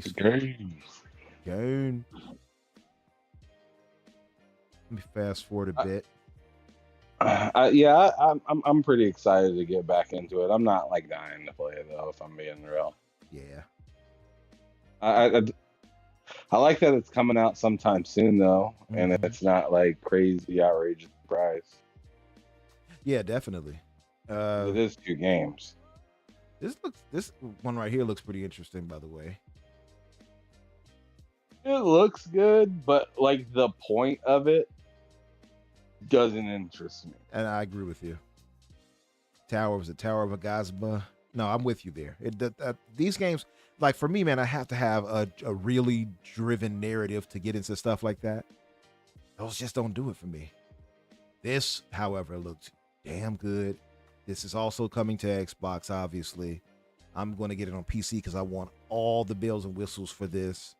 I want to see all the thousands of enemies I get to slay and all of that. Dynasty Warriors Origins. This is not the first time we've seen this. This is why also it didn't add any real pluses to the show, unfortunately. They did show a bit more, but it wasn't like, oh man, we saw Dynasty Warriors. Yeah, we've seen it already. Looks really good. I like the kind of more cinematic approach they have to this. And at first, I actually thought it was like a spin-off to Dynasty Warriors where you just play as one character. But then I started seeing the other, mainstays of the Romance Kingdoms stories and stuff like that pop up. I'm like, oh no, you get to play as whomever. You get the cows and all of them, and the Lubus and all of them. You get to play as all of them if you want. Looks damn good. Excited for this. Have you been a big fan of the Dynasty Warriors game, Ham? Or like is it? Yeah. Man, okay. I used to run it up. Man. Like you just like, man. I was out there trying to I was essentially just cleaning. Like I just run around just cleaning. Same for me. I just killing everything that I could find. Like I wouldn't even be satisfied until I had like at least 1K. Listen, I was the exact same way. I still have the story where I remember when me and my cousin were playing it. It was either my cousin or my brother. I can't remember the detail. I think it was my cousin. And that was my first time ever playing on PlayStation 2. Dynasty Warriors 2 was one of the launch titles, if I'm not mistaken. And we came across Lord Lubu for the first time. And we thought we were gonna, as they would say, we thought we were gonna hoe him. We thought we were gonna hoe him like we did these other enemies. And Lord Lubu started beating our ass. And he even chased us on his horse. His trusty shit. He chased us on his horse. You said get your ass back over. You came all the way over here. I would be a fool to let you just, I thought walk away without a meal. I had to look at the difficulty. Like, did I change the difficulty spike? Because he started beating our ass. Like, bro, I had to try to. We both ran away. Yeah, man, he was knocking me all over. He was like, literally, all you heard was shoo, shoo, shoo. You know that noise it makes when it started hitting you.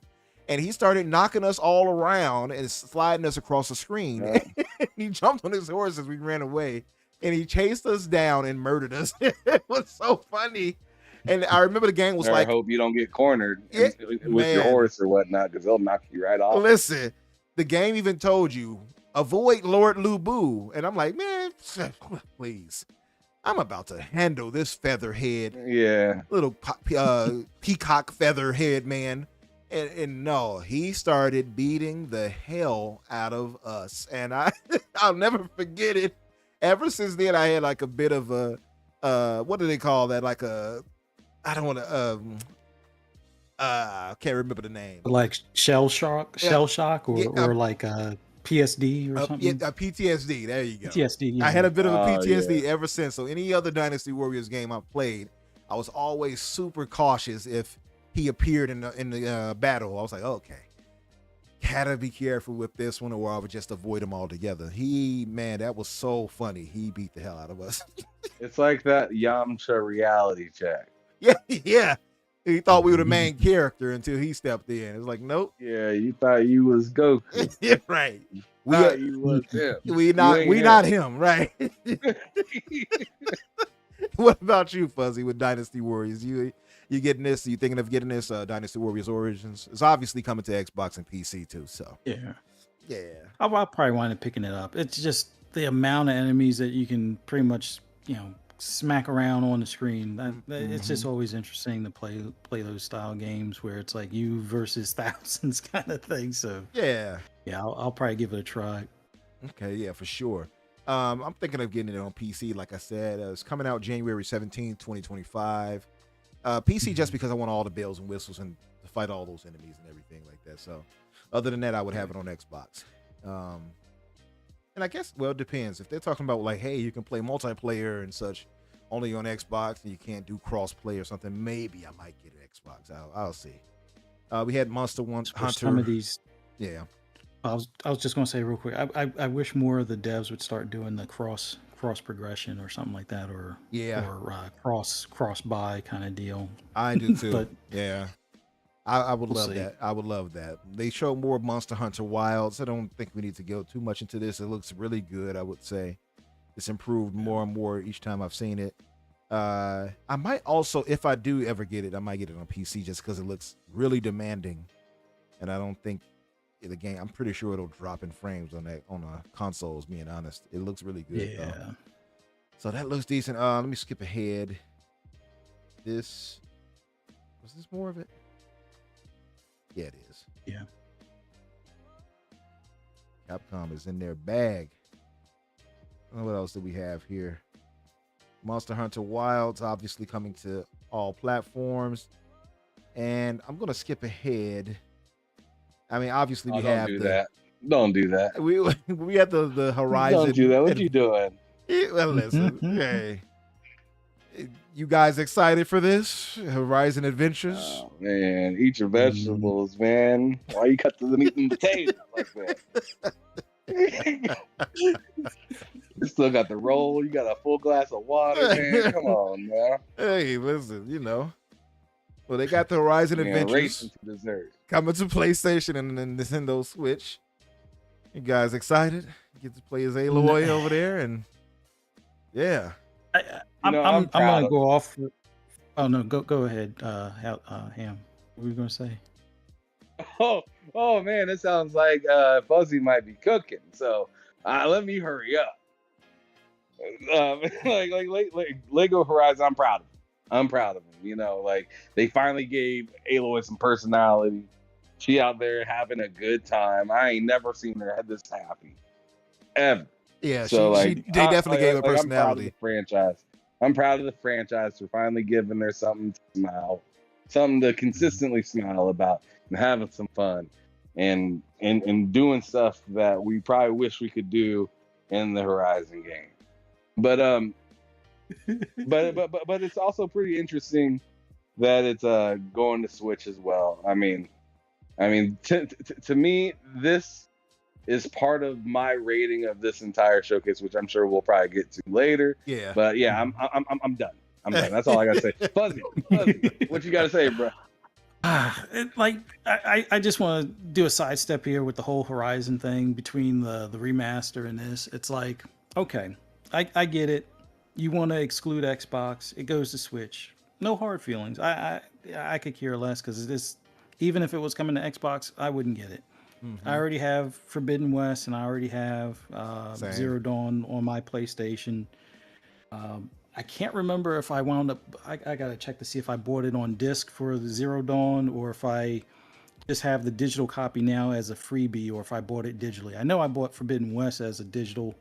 I did the PS4 version, and then I did the upgrade because it was cheaper than buying the PS5 version, or something along those lines at the time. But the fact that they're revisiting a game that, all right, I get it. It came out 7 years ago, and out on PC about 4 years ago, which you would think if it came out on PC, that's as good as it's going to get. But then now they're taking assets from Horizon 2. The fact that they're going to charge PC is crazy. I'm glad they're actually at least offering the upgrade for it, but it's like you're charging PC, which typically is not something you do if you happen to update or upgrade a game. I mean, unless you're selling it as a completely different copy. But you know, they at least have that option. But the fact that they raised the price, like I don't know if you guys saw that earlier today, but Horizon Zero Dawn, the complete edition, was going for $19.99 all day until like a couple of days ago, or until yesterday or something. Now it's $39.99. So that way, when you do the $10 upgrade, it's closer to what the release price is, as opposed to what it's been for months. So if you bought it a month ago, you good. You save the most amount of money that PlayStation's probably kicking themselves for not raising it a couple of months earlier. But then people have probably figured it out that Right. something's coming. But the fact that nobody's really calling out Sony on that, like at least when the upgrades for Xbox were coming out, only places like GameStop and then I think maybe even Rockstar were the only ones that were raising prices. Like if you didn't already have Red Dead Redemption, by the time they made mention that they were doing the upgrade or update so it was backwards compatible, you were hosed if you wound up picking it up physically later, type of thing. But prior to that, it was going for a decent price, and then they upped it. But the fact that they basically doubled the price and nobody's calling them out, or I think maybe IGN may have made mention of it, which is unusual, but they're doing it lightheartedly, like, oh, after the announcement they raised the price, not like you scummy scumbags, kind of like that should have been the thing. The first sentence when it's like, okay, it went from 20 to 40 in the fact that we announced it. So now you have to do the $10 upgrade if you're going to play it on PS5. It just, it's not as much about the money. It's just the tactic, I think, is more so the thing. Like, it could be a $5 upcharge. It could be a $25 upcharge. I wouldn't pay it, me personally. I think I got the PC version as well, so I'm not too worried about it. I got Forbidden West. I don't need the glowing faces in the first one. I'm fine with the distinction between what they could make for PS4 era versus what they made for PS5 era. I'm good. But the fact that you're going to double the price, that to me, if you're a PlayStation true diehard fan and you're not calling them on that BS, then you deserve everything you get when you get hit over the head for future stuff. I'm not going to give a company money that does some bullshit like that. Like, seriously, that just rubs me the wrong way. Like, all right, I'm fine if it's $10 upcharge, whatever. You've been doing this before. We let it slide, but you're going to double the price on top of that? Get out of my face. Like, no, that's like you hear that there's going to be like a tax rebate on electric cars, a bigger one tomorrow, and then all of them double the price. Like, go F yourself after that. Like, I'm not buying it. Like, no, it's just, that's not how this stuff works. Like, well, don't get it twisted. And I don't want to go political. I'm pro capitalism out the wazoo, but that's price gouging though. Come on. It just feels dirty after No. a minute. I get 100%. I get what you mean. And I have the game too. What was that sinister laugh right there? Oh, I mean, I'm just waiting for my turn. Go on. You know what? I'm gonna let you. Just go ahead, bruh. I'm gonna let you. Go ahead. I'm gonna let you cook Yeah. on it. I have the game. Take There's your no time. need. There's no reason for me to buy this version of it. But I definitely 100% get what you're saying on that. 100%. Fuzzy. What's your thoughts, Ham? I mean, come on, man. Somebody's in their bag. Mhm. Come on, man. I mean, this is why this was a great showcase. Like, it was a really good state of play, in my opinion. I had a great time. I thought it was really just some really interesting stuff being shown. This has been a pretty wild and crazy year for Sony, and I think that just this little piece, as a, just, tell you about that 30th. I mean, this is a great 30th anniversary gift right here to your players and fans. Get them good and ready for the future. I mean, to me, this is a clear indication of them catering to the customer. They're giving you guys exactly what you guys have been asking for, and it's I don't know. I feel like at some point somebody's gonna have to say we gotta exit the roundabout, but like they don't want to because it's fun. It's fun. It's fun to replay this stuff, replatinum it. We got all new trophies. We got all new trophies, y'all. Yeah. They fresh out. It's the same ass cookie you had last week. It is good though, right? So I mean, I'm really happy that they're rocking with this again, and they're really just giving them exactly what they feel like they deserve at this time. Which is, I mean, that's I like I said, I think it's incredible. I said it earlier when we were talking about what was that thing that you had showing on the screen? With the Souls-like game. No, with the fanatics, the fanatics, right? Oh, Yeah. I mean, to me, it's just like if you gonna buy it, I mean, who am I to say anything? Yeah, it's your money at the end of the day, right? Who am I to say anything? I mean, I don't know. That sounds like a lot. That sounds like you're getting something. I don't know what it is, but you're getting it. Yeah, no, I get it 100%. I mean, to be fair, I will say it's like I thought Horizon Zero Dawn. I didn't feel like this was one of those games that needed. I'm so sick of the remasters of current ones that Sony keeps nickel and diming. Man, the lens, but you get the fresh New look coat, yeah. of you can get a whole new light on your character. The hair colors looking a little bit more popping. The hair follicles are I mean, follicling. come on, man, like they are follicling. Yeah. I mean, she rub her beard, you can see the skin, like the skin coming off, and I mean, come on, man, it's gonna be crispy. You can't. It's only a $10 upgrade, right? $10 holla. Yeah, it looks $10 $10 holla. I will say it clearly. It looks better. Like there's no doubt about it. You can see it, Yeah. but I feel like some of the Come on, man. character work does look Devs a little did not waste odd. any time. They didn't waste any time at all. And I see they have Nixes working on it with them. So obviously for PC, but it does look good. I won't try to make it like the game looks bad, but some of the character models do look a little different and funny. I remember I saw somebody making fun of this. Let me rewinded it back to her child model, and they were like, "What is this?" So like they don't let up on This Aloy. shit, They don't let up on I Aloy at don't all. know, man. Like that is that's a big ass head. That is a big head. Damn. When I saw it, I said, "That looks like Why does it Willow." look like that? It made me think of Willow. Like, Willow, you are our only hope. It made me think of Warwick Davis, the actor that plays Willow and Leprechaun. That's exactly who that looks like to me. Willow. Oh man. Shout out to Warwick. See, Yeah. Mig said it too. Mig Elite said the same. It looks like Willow. Honest to God, that's who I like. When I saw it, I'm like, that looks dead like Willow. I feel like watching it and seeing Val Kilmer again.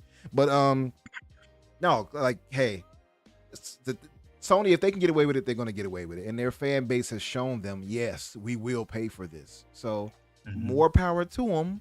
You know what I mean? Clearly it works for them. I just have a problem where you're nickel and diming the fan base, where you're bringing out and remastering titles that was just only of like 5 or 6 years old. It's like, why? Why do you need that? They did it with The Last of Us 2, remastered, whatever. And it's like, why? That was only, 3 years old at the time, and they did it? Something like that? And I just felt like it's getting out of hand. Again, they have so many titles in an IP that they're ignoring for whatever reason, and they won't use and bring forward. And it might be to what your point was earlier, Fuzzy. It feels like a waste at times when I see relatively current titles getting brought and remastered. It's like, it seems so unnecessary.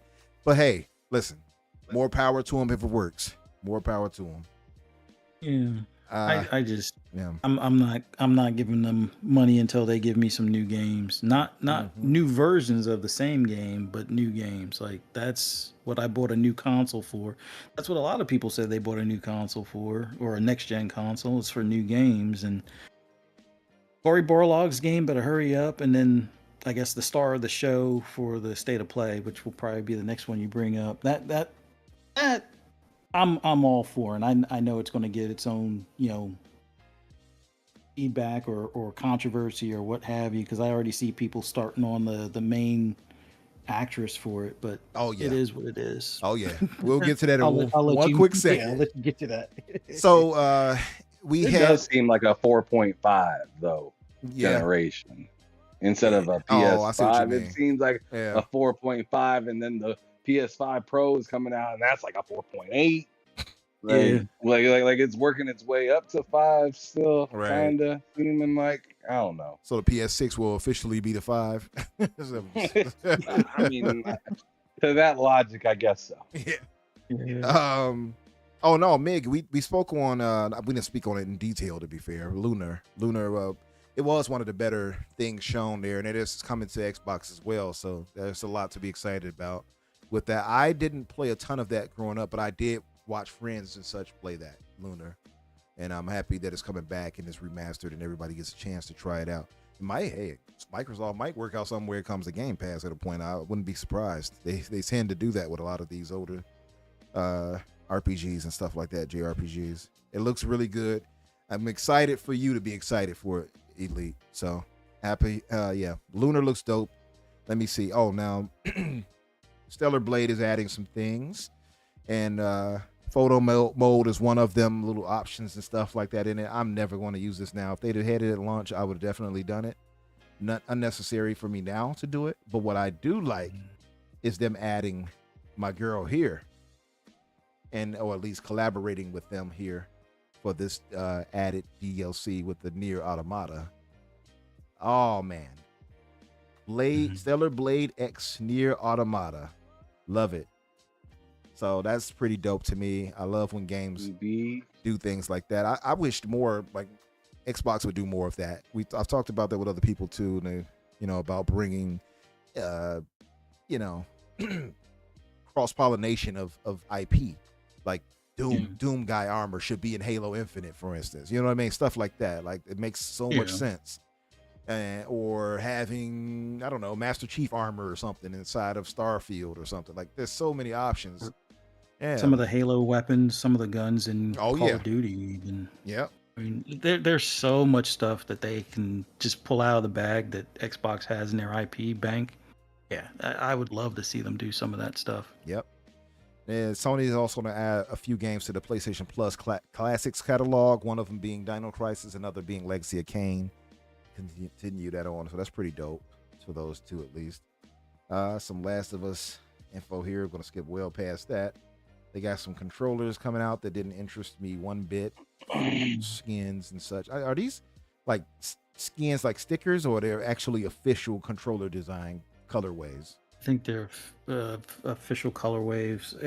It's almost like the ray tracing for the PS5 Pro is now on their controllers. That's Yeah, they're very I don't know. shimmery. They're very shimmery. I Yeah. see. I mean, it's cool. I don't know why they don't have that DualSense Edge in other colors. Like, the only reason why I haven't bought it is because they don't make it in black. I already got the black plates on my PS5. Make the stupid Edge in black, and I'll buy it. 100%. It doesn't seem like they're interested in doing it. I'm not buying the 30th anniversary version of it.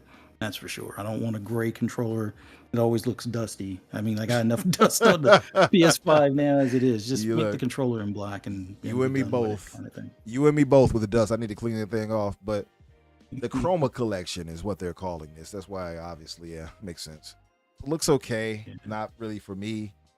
I feel like these aren't going to sell as well as what they got the 30th anniversary popping out. Like, I'm pretty sure most people are going to flock to that versus this. But options is always a good thing. And here we have our favorite serial killer. I mean, lead architect of the PlayStation 5, Mark Cerny.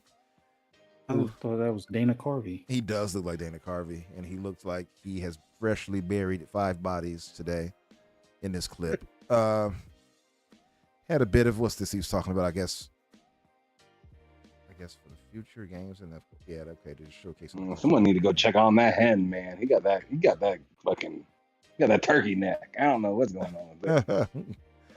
I don't know. My man looks like he I'm not gonna keep disparaging him, but he looks like he's taking out a few people. So this was the No, last he's just game. old. He's just old, that's what it is. Yeah, he's just old. Last game of the show. I'm just being disrespectful. It's fine though. I hear you. Now, this was the star of the show, clearly. Yeah. Got a lot of feedback and pushback from the, let's call them the anti-crowd. How about that? Yeah. And I don't quite get why. And it's this whole, we don't want to play as a woman thing. It's like, okay, that's so tired. And I get wanting to continue with Jin. This is, 300 years after Mount Yotai, 1630, as you can see on the screen. Jin's story is long gone. Like, even when you played the first game, if you all have played it, his story was pretty much complete by the end of it. Yeah, it was done. Yeah, so I didn't really see the need, like, they're like, why we can't play as Jin? It's like, well, who was he supposed to fight? He already beat the Mongolians. Like, what else is he supposed to do? Now, Just create some more problems for him. yeah, You know? that's what they would Because want. he's just struck with. I mean, I think Grand Theft Auto is a perfect example of just knowing when to just cut it. Yeah. Go to the next character. Like every single Grand Theft Auto game, different character. Pretty much. And that's why I had no problem with this. I'm like, it makes sense to, I guess, move to another character. And it seems kind of, to be fair, it seems kind of like they're kind of going with this kind of Ubisoftification of characters in the vein of Ghosts, right? That's what it felt like to me. What was your takeaway from this right here, Fuzzy? What's your thinking on this?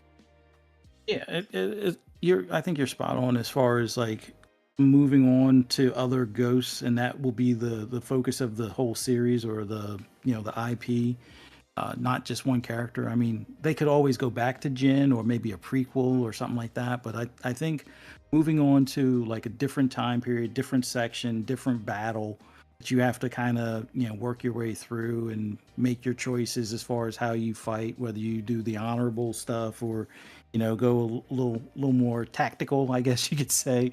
I think that's a good way to progress the story without it feeling like samey, without it playing the same game. And I know you can make sequels with the same characters and not feel samey, but I I like a lot of the elements of the previous game, and it looks like they're going to build on those as far as I hope. And I'm pretty sure this is the case. Dismemberment should still be a thing.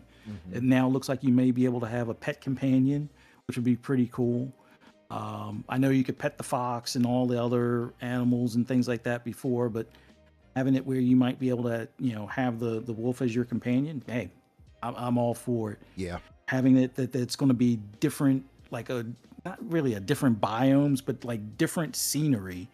Looks like it's going to be pretty cool. Playing as a woman, it doesn't matter. Like, just imagine it's your wife or girlfriend or something. Like, for those that are that hard up on, oh, I don't want to play as a woman. Okay. Yeah. Like, half the time when I create a character, it's either in my vein or in my wife's vein. Either way.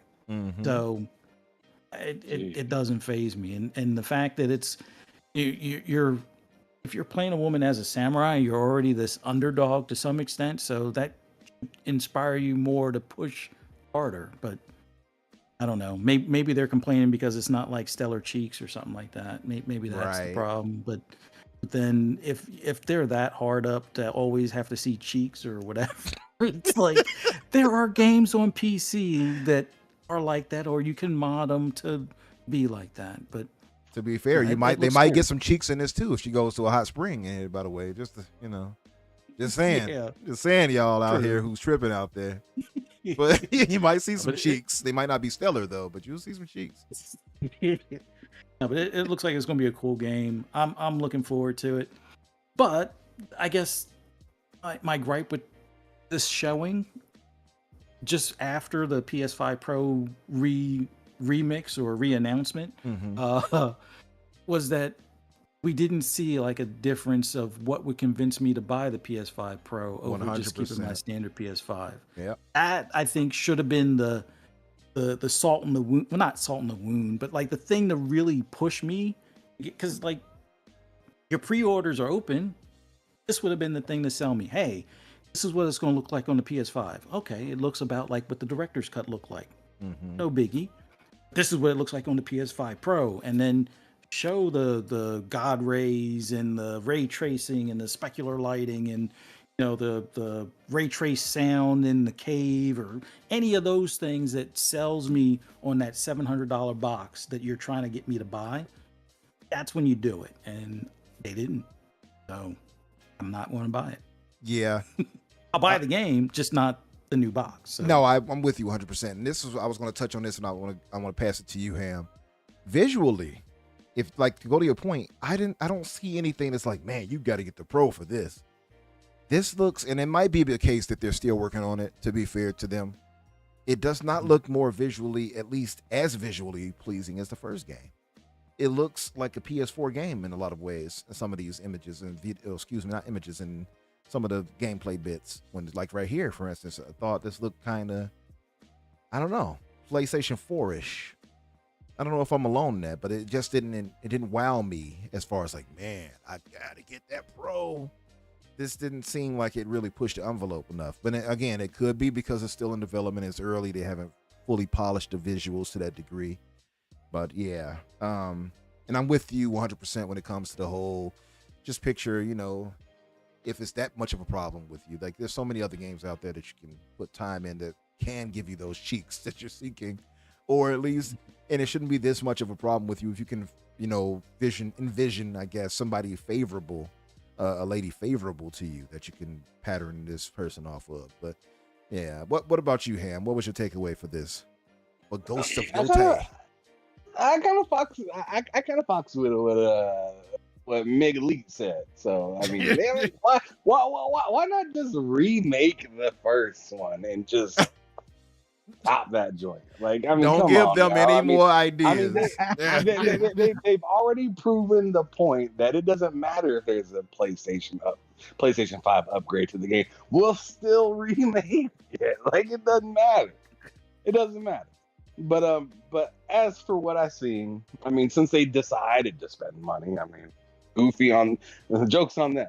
But since they decided to spend some money on this game, I liked what I see. To be honest, it was what I expected a sequel to kind of be.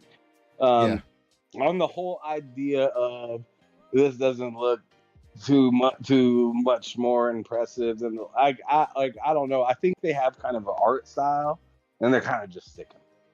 And I think it's more of that than them feeling like they need to put a little extra like detailed flare color, I don't know, firecracker in the in the wind animation or something like I don't know. Like I don't think they are really looking at changing too much of what the style is as to what the story is about in the game and the next new setting for the game. Which I did think some of the shots that they took in the game, I thought it looked beautiful. Yeah, right? some of the shots you, definitely did. Yeah. like you had that shot of like that whole ass mountain like in the background and whatnot. Like the game looked like it was gonna be a pretty good looking game. And like, let's not front, the first one was beautiful. Gorgeous. The first one was beautiful. So it's really hard to say that this game needs to look much better.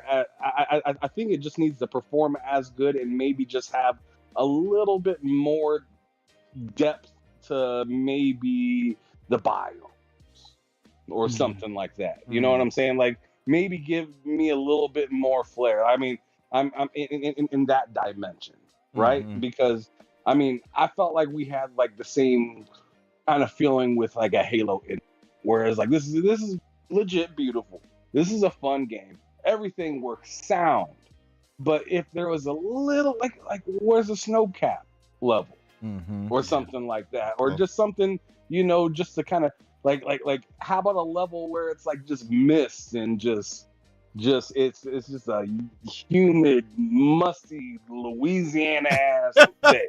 Yeah. Like just you know what I'm saying? Like you singing, you know, some songs, you know, stepping in the swamps and shit, right? like yeah. Like a little differentiation, kind of stuff. Yeah, separate differentiation for the biomes. I get it for sure. So that's what I'd kind of be looking forward to, more than like a graphical overhaul to make it look so much more realistic or pretty. I like the art style that it's already going for. The story with the female character, I'm rocking with it. I like it. I always like the whole idea of underdog-ish kind of feel to a game, whether you're a female or a male. Kind of like that kind of either you come in at the top and you get knocked back down to the bottom, or you're just like flat out starting from the bottom. It's always a good feel-good story. I mean, goddamn, who didn't like the Wonder Years? Right? It felt great to watch somebody go from being a little kid and then you see him as, you know, as an adult and they do big things. Like it's just cool to kind of see that kind of come up. So I like the idea of, you know, female. Who knows what's going on? It looks like that they got that wolf in there. I'm not sure if that's a companion or what's kind of going on with that. Seems like it will have a be companion in the game. Yeah. If they do have a companion in the game, I think that's wonderful. I thought that whole fox running to the fucking things was kind of stupid. Like I didn't like. Oh that. yeah. Like I hated that. Yeah. Like why do I find you and then I gotta follow you? You slow as hell. It just didn't make any sense. I hate those little stupid kind of missions where you find something, then you gotta walk with it. Like I just don't like that. But especially when it's not like really a mission, it's just something extra. It's just something extra to try to get like some sort of trophy or something. Oh yeah, I know exactly what you mean. The Witcher actually had that at a point when you're in the swamps and you got to follow a boy. It's like, would you get to the point? Oh yeah, plenty of games got that stupid thing. But just to be able to say, oh, our game is now 18 hours instead of 13. Yeah, pretty much. Yeah. But yeah, I mean, I'm really excited for this game. I like what Fuzzy said about the whole like PlayStation 5 Pro comparisons and whatnot. I figured we'd get to the PS5 part as like its own. Are we kind of smushing those together? Well, as far as the PS5 Pro part, yeah, I'm not even going to touch on that one for this because we're already like, it's already for me 9:17. I want to get to the TGS one. So yeah, I'm going to brush past that one, unfortunately. This right here, I would just keep it just to the state of play. So just for this instance, fair enough. yeah, because if we go to that, I wouldn't even get a chance to get to TGS. Fair enough, man. Yeah. All in all, I think this game looks great. Mm-hmm. I can't wait. I mean, they said 2025. I was like, ambitious. Like, wow. Yeah. Okay, so that's soon. And then you see Assassin's Creed. It's been delayed into February. Trying to stun on a Valve. They trying to stun on a Valve right now, and it's like, all right. So I don't know. It's just looking a little messy out here, and I don't know. I like a little messy. It makes it a little interesting. Yeah. So let's go. Yeah, I like it. I would have really expanded on the whole anti-crowd, really, to talk about that more, but since we're kind of pressed for time, I don't want to jump into it because that would take, like myself, I would even talk for 10 minutes maybe on that, so I'm not even going to do it. So that, what's the point, man? They ain't nothing to say. I mean, they ain't gonna change. They ain't gonna do that nothing. is They're true. gonna be on the next game. They're gonna be on the next. Every game is bad because of X. Yep. Typically, somebody black or woman or gay is like, let's complain. It's like, shut up. Like, anyway, I don't want to get into it because it'll derail us. This was a mixture clearly of some in-game and some cinematic Mega Elite. You're right, for sure. You can see it. This right here, this one on screen right here is clearly cinematic, in-game cinematic, so to speak. It's not actually in-game. 80s cartoon says he's taking a wait and see approach. I think they're still polishing. I think they are too, so I'm not going to judge it yet. I think it looks good. Colorful, as beautiful as colorful, at least colorfully as beautiful as the first game so far. We can see that. They got some beautiful shots, like you pointed out, Ham. You just got to give them time to polish it. They Sucker Punch knows what's up. HAH says the only issue he had with it is basically an asset turnover, which is good for getting sequels out quick, but this didn't come out quick. They've been working on it for years and years. That's true. Well, I guess it's to be seen. They still have plenty of time until next year in January, is they saying that? January, I believe. Let me play it. It'll say. Bro, I seen Gun. I'm happy. Oh, yeah, they do have the flintlock. Oh, they didn't put an exact month. And that's the thing too, because it's now 1630, so it's roughly just, they got a turn of the century thing going here, where more modern advancements have happened. Yeah, she looks badass to me. I'm just gonna be honest. Yeah, I'm hyped. It doesn't have a month, so that could be any time next year for all we know. I know, right? So they got plenty of time. Year September, November, like it. Yeah, this will probably be their before game of the year. Yeah, just before game of the year. Hey, listen, you know what's funny? I felt the first Ghost should have won game of the year. Honestly, I didn't think that The Last of Us should have won over it, the part 2 or whatever. A lot of people agreed with you on that. Yeah. Kay says he's happy that Ghost of Yotei is a real game. Also 17th century Yotei is modern day Hokkaido. Yeah, Hokkaido. And he says Hokkaido. How to say this properly? Hokkaido, and is a beautiful place, especially in the winter. I've seen some images of that and visuals of that. Okay, and it does look gorgeous out there. Like, that's one of the places I want to visit whenever I get the good fortune, hopefully, to go out to Japan one day. Let me transition this screen and pull up TGS. Give me a second. Yeah. I think we were on this probably too long because, I mean, to be fair, TGS wasn't that long anyway, so we won't have to kind of dwell on it too much anyway, to be fair. But I'll ask you guys this as I'm doing that. What will be your score for the PlayStation State of Play that right here? What would be your? I'll start with you on this one, Fuzzy. What was your score for the State of Play? I'll split it into two approaches. As a games showcase or show, I would say it's a solid 7. Okay. Maybe a 7.5. As a PlayStation one, that would convince me either to buy PlayStation or maybe a PS5 Pro. I'm gonna be honest. I'm gonna give it a 3 or 4. Like it's. I don't mean to drag it on, but it's just one of those things where and we'll probably get into the same thing with TGS. If you don't already have a PlayStation, then this show isn't really going to move the needle. At least I don't foresee it. If you own a PlayStation, it's fine. Even if you don't own a PlayStation, some of the games coming to other platforms is great. But if you already own the PlayStation, this was a solid 7. But if you were on that fence, or you were like, oh, I'm gonna wait until the holiday sales, and yeah, this wouldn't convince me. But that's just my personal look on it. I tend to agree with that. Also, if you look at it as far as the releases that are coming out, like, because they were multi-plat. So typically when we all look at these things, we value that out and say, okay, well, this is not just unique to PlayStation. It's coming to Xbox. So you just kind of advertise for Xbox here too in that case. So there is a bit of that as well. And I think that makes some sense. What about you, Ham? What was your score for the state of play? So I'm kind of similar to Fuzzy, you know, like I'm like, yo, if you're just an all-around gamer and you just came to see some games to be excited about, this was like a 7 or 8.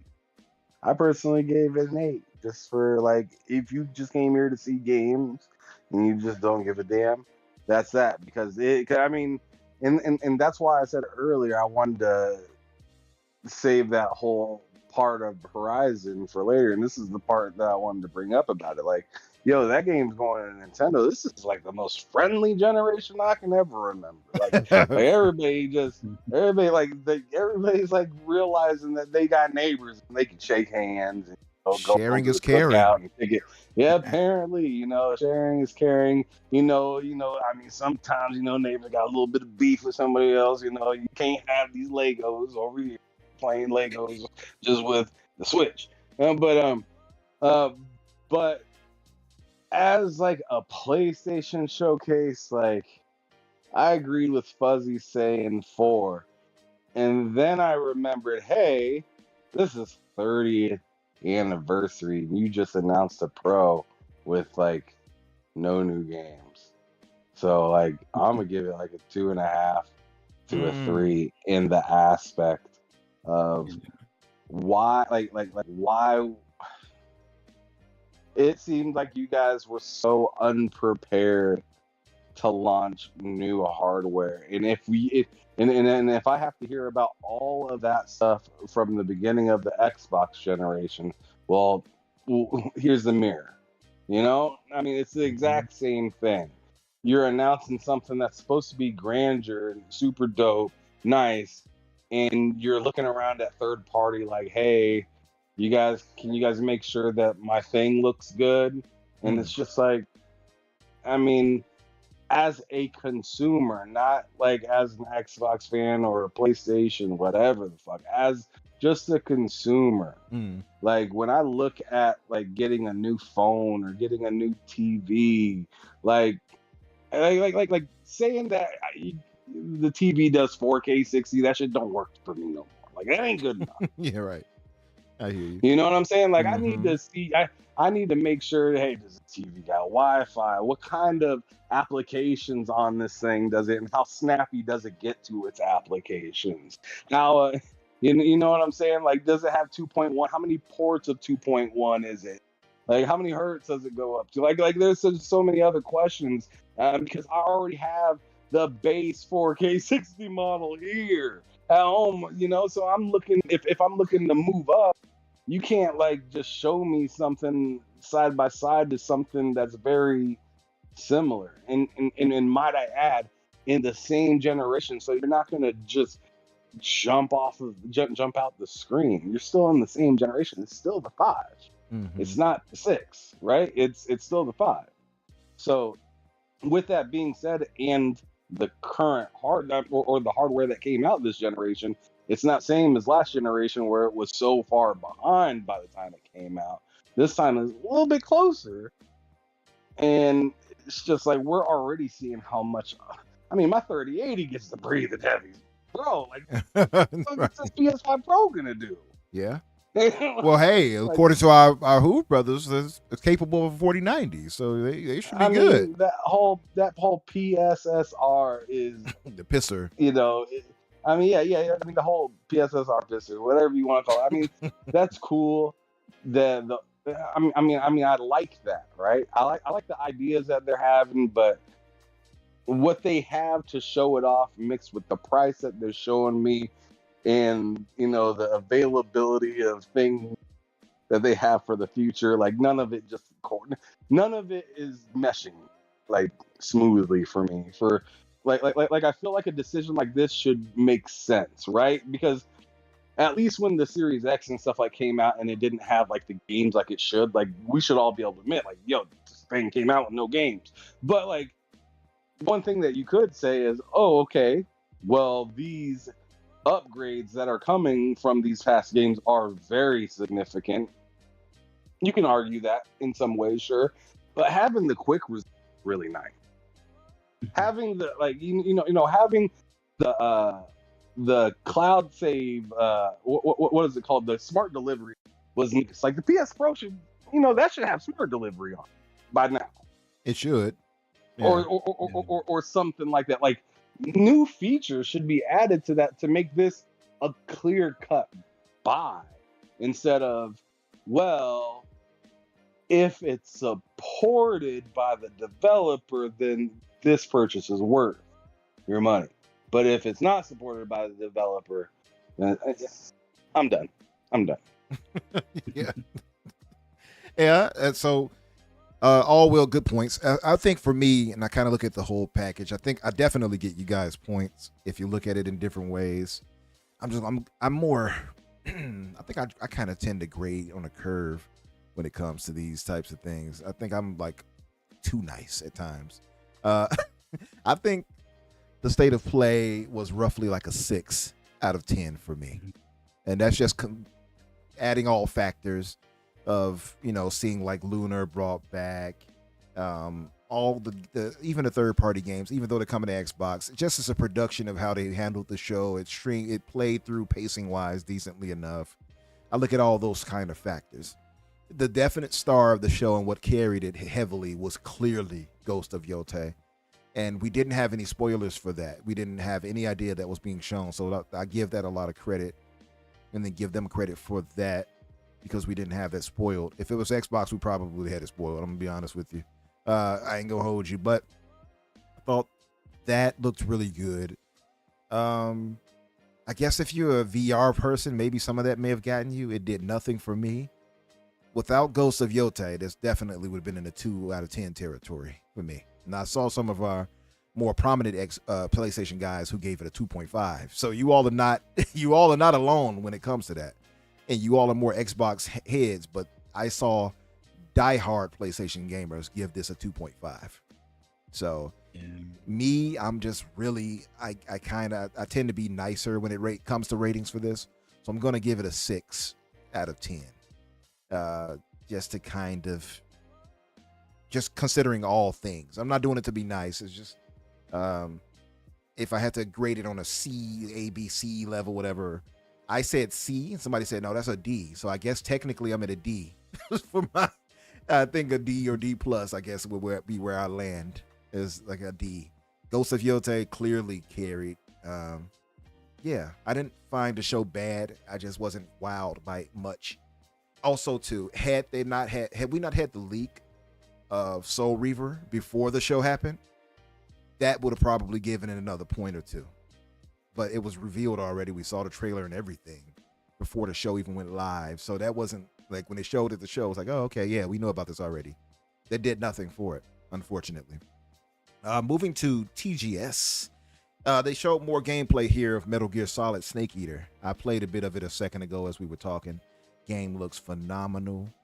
I actually have some hope for this. Before I was kind of on the fence with the people who were, bringing it back to modernize it, but it looks good. And hey, is that Big Boss? It's looking good, I have to tell you. I'm actually kind of excited for this. Konami's getting back into the game, to the thick of it. I forgot who's the developer they have working on this to bring it modernized. I forgot. I cannot think of their name right now. Let me look it up. Metal Gear. I just know Bloober's doing their Silent Hill, but I'm not sure who's doing their Metal Gear stuff. Let me look. It is. Where is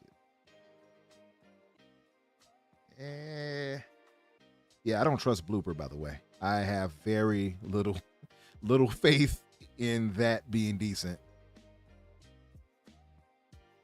And where is it? Of course, Metal Gear is using my beloved Unreal Engine 5. I will be remiss if I didn't point that out. Let me see. Who's doing this, man? It is. Why is this so hard to find out who this is behind this? And I knew it too. I can't remember. Delta.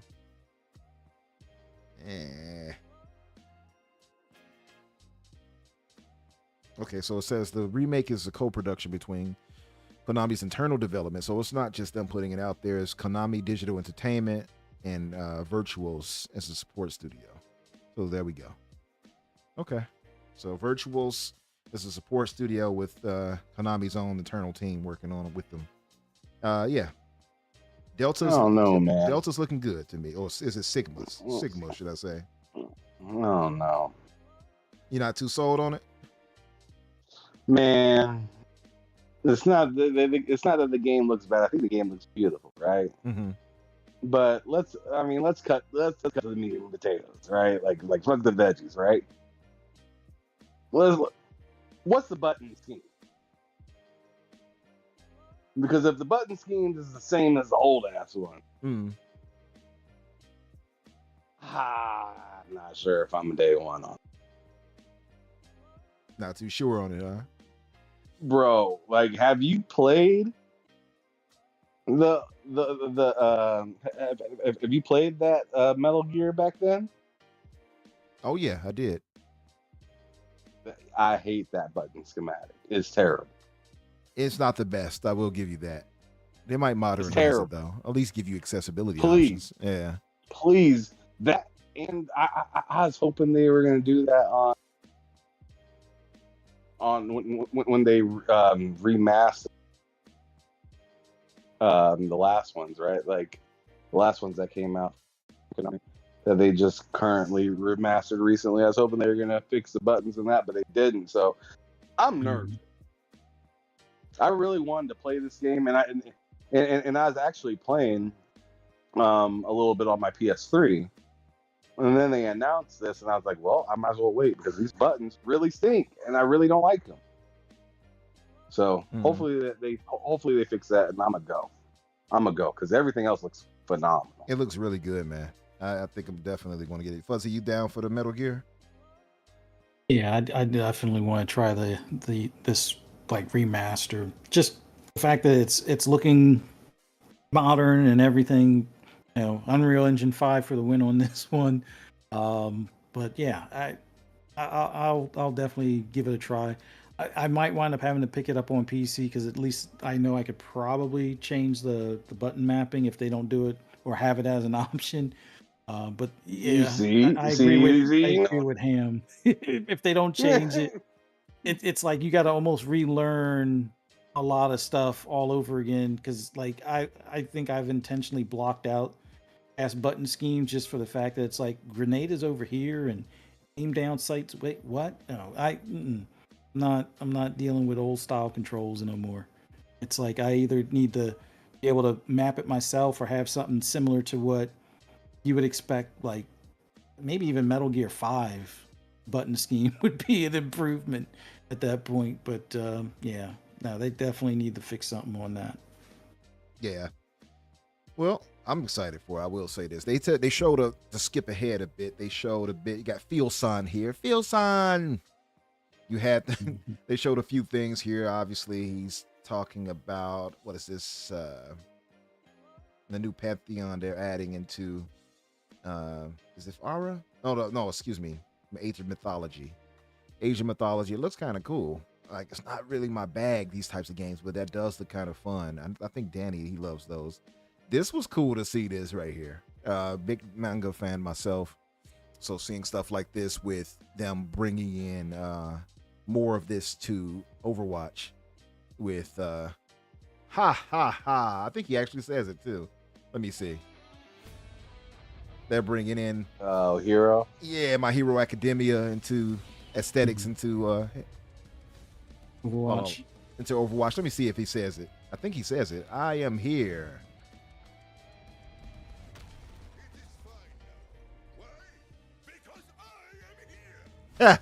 Nice.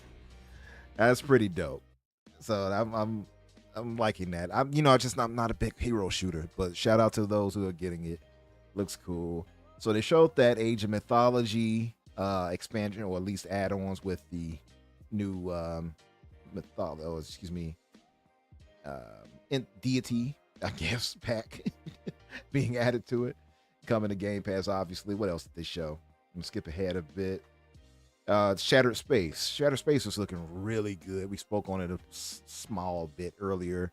I don't think it showed much more new that we didn't already see. Looks really good. I'm guessing you guys are hyped for this too. It's kind of a rehash though. Yeah, like we've seen like the developer bits on that like a few weeks ago and they showed it. So I don't need to go back into that. Obviously Diablo 4 is having an expansion here, which looks damn good. I'm gonna have to get back into that, Fuzzy. Did you all put a lot of time into this? I know, shout out to PTK, because I know he is constantly on Diablo. I don't think I've seen him play anything else. Mm-hmm. He's been playing something else more recently that came to Game Pass, something core. I can't remember what it's called now, but we've played a ton of Diablo. But I once I hit State of Decay 2, that's when my Diablo time kind of fell off. But Diablo is just one of those games when you hit a season at the beginning, and the way they've been doing things, it's so easy to level up. Well, I wouldn't say easy, but it's a lot less grindy than it was early on. Yeah, it's in a good spot right now. Yeah. I'm in Flight Sim. I'm looking forward to Flight Sim because I'm yeah. big into Sims, whether it's cars or planes. But yeah. Yep. Flight Sim is gonna be hitting. I've still yet to play that. I've still yet to play any of the Flight Sims. I feel like You make me sick. You gotta at least like fly by where you live or where you What is grew up wrong or with like you? where you work. That Like, part those tells are, like, me- the favorite things This of the man, story. this man is trolling all of us. He has only a PS5. He exclusively plays on PS5. He does not. This is coming. I don't know how you're working this podcast right now. There's no way you have PC or Xbox in your household, sir. It's the power of the PlayStation keeping the podcast afloat right This now. is nuts. I do want to try it out. Now that I have a more capable PC, I'll be able to do it. Tabs on his PlayStation, the hub, and fucking. Wait a minute. What is this? OBS. You got OBS in the hub. That's Yeah. Oh, this was an interesting announcement here. StarCraft. Black market PS5. Black market. No, I got the blacked version of PlayStation 5. StarCraft right here was a special announcement. Part 1 and 2 is getting a remaster, but the bad part is I don't believe it's coming to console. It's only going to PC. For now, just knowing Xbox and how RTSs and stuff like that are doing on console now, I give it 6 months to a year, it'll be on console. It'll probably be on console sooner than that, but their track record more recently, if it's not day and date, like I think R was day and date if I'm not mistaken. The others have been like 6 months to a year, so we'll see. Yeah, that's true. I think also too. We keep talking about it for next gen, but like next gen, I expect them to fully kind of embrace the PC side a bit into the core design of it. So I think we're going to see more of any game that would be PC bound to have a way of playing it on the next Xbox anyway, especially since they already allow keyboard and mouse. So we'll see. And also too, I will say there's one good thing about the PS5 Pro launching is that it it already sets the bar for next gen being that much more powerful. You know what I mean? Mhm. So I'm excited for that reason. I guess. Yeah. Well, hey, my Hoove brothers are telling me it's a 4090 capable, compatible, comparable, thing. So hey, I'm just saying. Hey man, if these consoles are gonna start coming out as much as a fresh ass graphic, then I don't know, man. Yeah. I'm just saying, like, yeah. there's a reason that I was a console gamer, but golly, if I'm able to look at, okay, am I gonna buy a brand new console or a 4080, or by the time the next generation consoles come out, am I gonna buy a brand new console or pay a few hundred more and get myself a 50? Like, I don't know. Just to me, it's starting to get like if this is setting the precedent for the future, Mm. then it is. Then I don't know. I mean, I hope Nvidia and AMD and Intel ain't watching, but y'all better start raising those prices for those graphics cards. Hey, don't give them any thoughts now. Don't give them any Getting these thoughts. consoles ain't gonna be making no sense no more. Yeah. I mean, damn. That's why I expect next gen to probably start in a 600 or 700 range. I'm interested in seeing how they're gonna approach that. But Xbox gonna undercut though.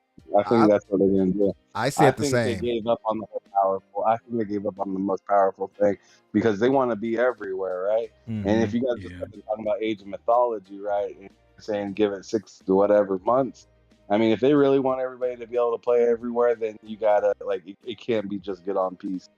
And if you're talking about working to get a mobile thing going, I mean, I don't know if you guys seen the news as of recent, but you see they're taking out the Game Pass app and they're integrating into the actual Xbox app that's on phone. Yeah. Right. So Yeah, they're I already- saw that. They're streamlining it. Should I say? Because they're getting rid of the Game Pass app itself and just having it to the Xbox app. Which I'm happy about time, because I hated having 2 Xbox apps. I actually have 3 Xbox apps on my phone. I have the Xbox app, the family Xbox Family app, and the Xbox Game Pass app. And I'm just like, why isn't this all in one place? It reminds me of Razer and some of their products, where it's just like you got this thing that will fix your controller and whatnot, and then the mouse and keyboard and stuff like that has its own app, and it's like, why is it like this?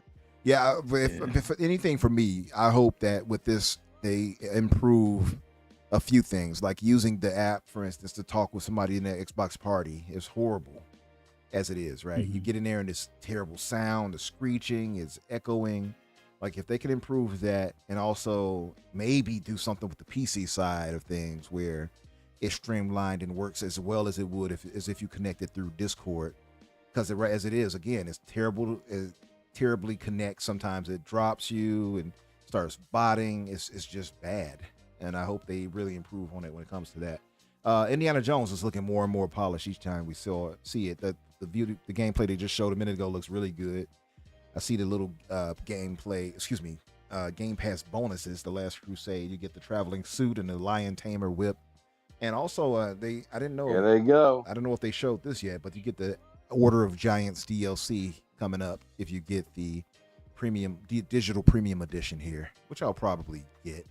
Up to 3 days early access. You get the digital art book and a Temple of Doom outfit as well. So yeah, I might check that out. I might get that. Just might get that. Of course, Indiana Jones, we know now, is also coming to PlayStation as well. Yeah, December 9th, I believe it said, right? Let me look. Yeah. I think so. That sounds right. Yeah. And it's going to show it right here. Dun, dun, dun, dun, dun, dun, dun, There we go.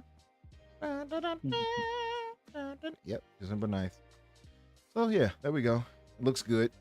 We had the little They already got DLC that they worked on for it, which, I mean, we got the little Tanuki here. I almost said something else. Yeah. I was gonna make a joke. I'm like, I'm not gonna do it. We got the little, raccoon here. Yeah. Sometimes it's a cultural difference, right? It does look kind of cutesy and fun, but this just, I don't think, really would speak to many of us here in the States this type of game. Personally, I'm not sure. I look at it as a game that would be great for gamer score, and it'll probably surprise me, kind of thing. Like I've played a couple other games like this in the past where it's like, okay, I would normally only try to get like you know at least an achievement a day, so that way I get the 5 points through the Microsoft reward. Then you get hooked on something like this. Not saying it's like an Animal Crossing, ripple or anything like that, but it might surprise me. But I definitely will be playing this for gamer score at the bare minimum. Yeah, I guess that if it's coming to Game Pass, I'll give it a try. Tanuki Pun's Summer. This for you right here, Ham. This is your game of the year. What? Tanuki Pun's Summer right here. Oh, absolutely not. I don't know what the hell is even happening right here. Like, this is something that my daughter says, "Can I download?" And I say, "Is there microtransactions?" Like, you know what I'm saying? Like, like that's my question usually, and then it's like, whatever. I don't know. But this is something that I definitely probably like. I don't know what I didn't really look at the gameplay of. Oh yeah, this is definitely something I'd let my daughter play. Yeah, I can see some kids playing it, get into it. And my daughter would love this. I can see Fuzzy's point too, like maybe doing it for a few achievement points or something like that here and there. Man, y'all thirsty, man. I'm all set. I ain't trying to do none of that. Yeah. So that one is not coming to. That's not. That one's not coming to Game Pass. It looks like you have to buy it, but yeah. So this right here looks really good. This was one of the stars of the show for me. And if you look at my thumbnail for this, I got the little character, the little, I guess 16-bit characters of them standing around a character for ReFantazio's head. This was what's the name of it? Threads of Time. Yeah. This looks really good, honestly, to me. Like really solid. Love the visuals for this. And even the combat aspects of the turn-based style or whatever. This looks really, really good. Yeah, it looks clean. Chad, what did you guys think? Did this look really solid to you? This took me by surprise a little bit. I was actually really psyched for this one.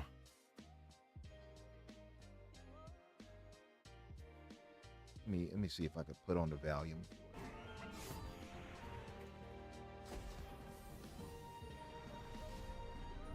Yeah, it looks pretty clean. Yeah. I like all the animation and like just like extra stuff that they kind of got going on. Yeah, it looks good, man. I'm not even like really into these kind of games, but like when I see stuff like this, it kind of makes me kind of want to give it a shot. Yeah, because it looks like there's a lot of care, and it just looks like a full game. Yeah, no, it looks really solid. Yeah, to me, I thought that was one of the stars of the show. It really captured me, and I could see myself playing it on the go on the ROG Ally too. We also have here Katakuri? I forgot how do you say the name of this game. Is it Katakuri? Well, they're going to show it soon enough. But this one I remember playing back on, what was it, PlayStation 1 or 2? Katamari. Yeah, this is, yeah. Yep. Yeah, man, this is a classic right here coming back, it looks like.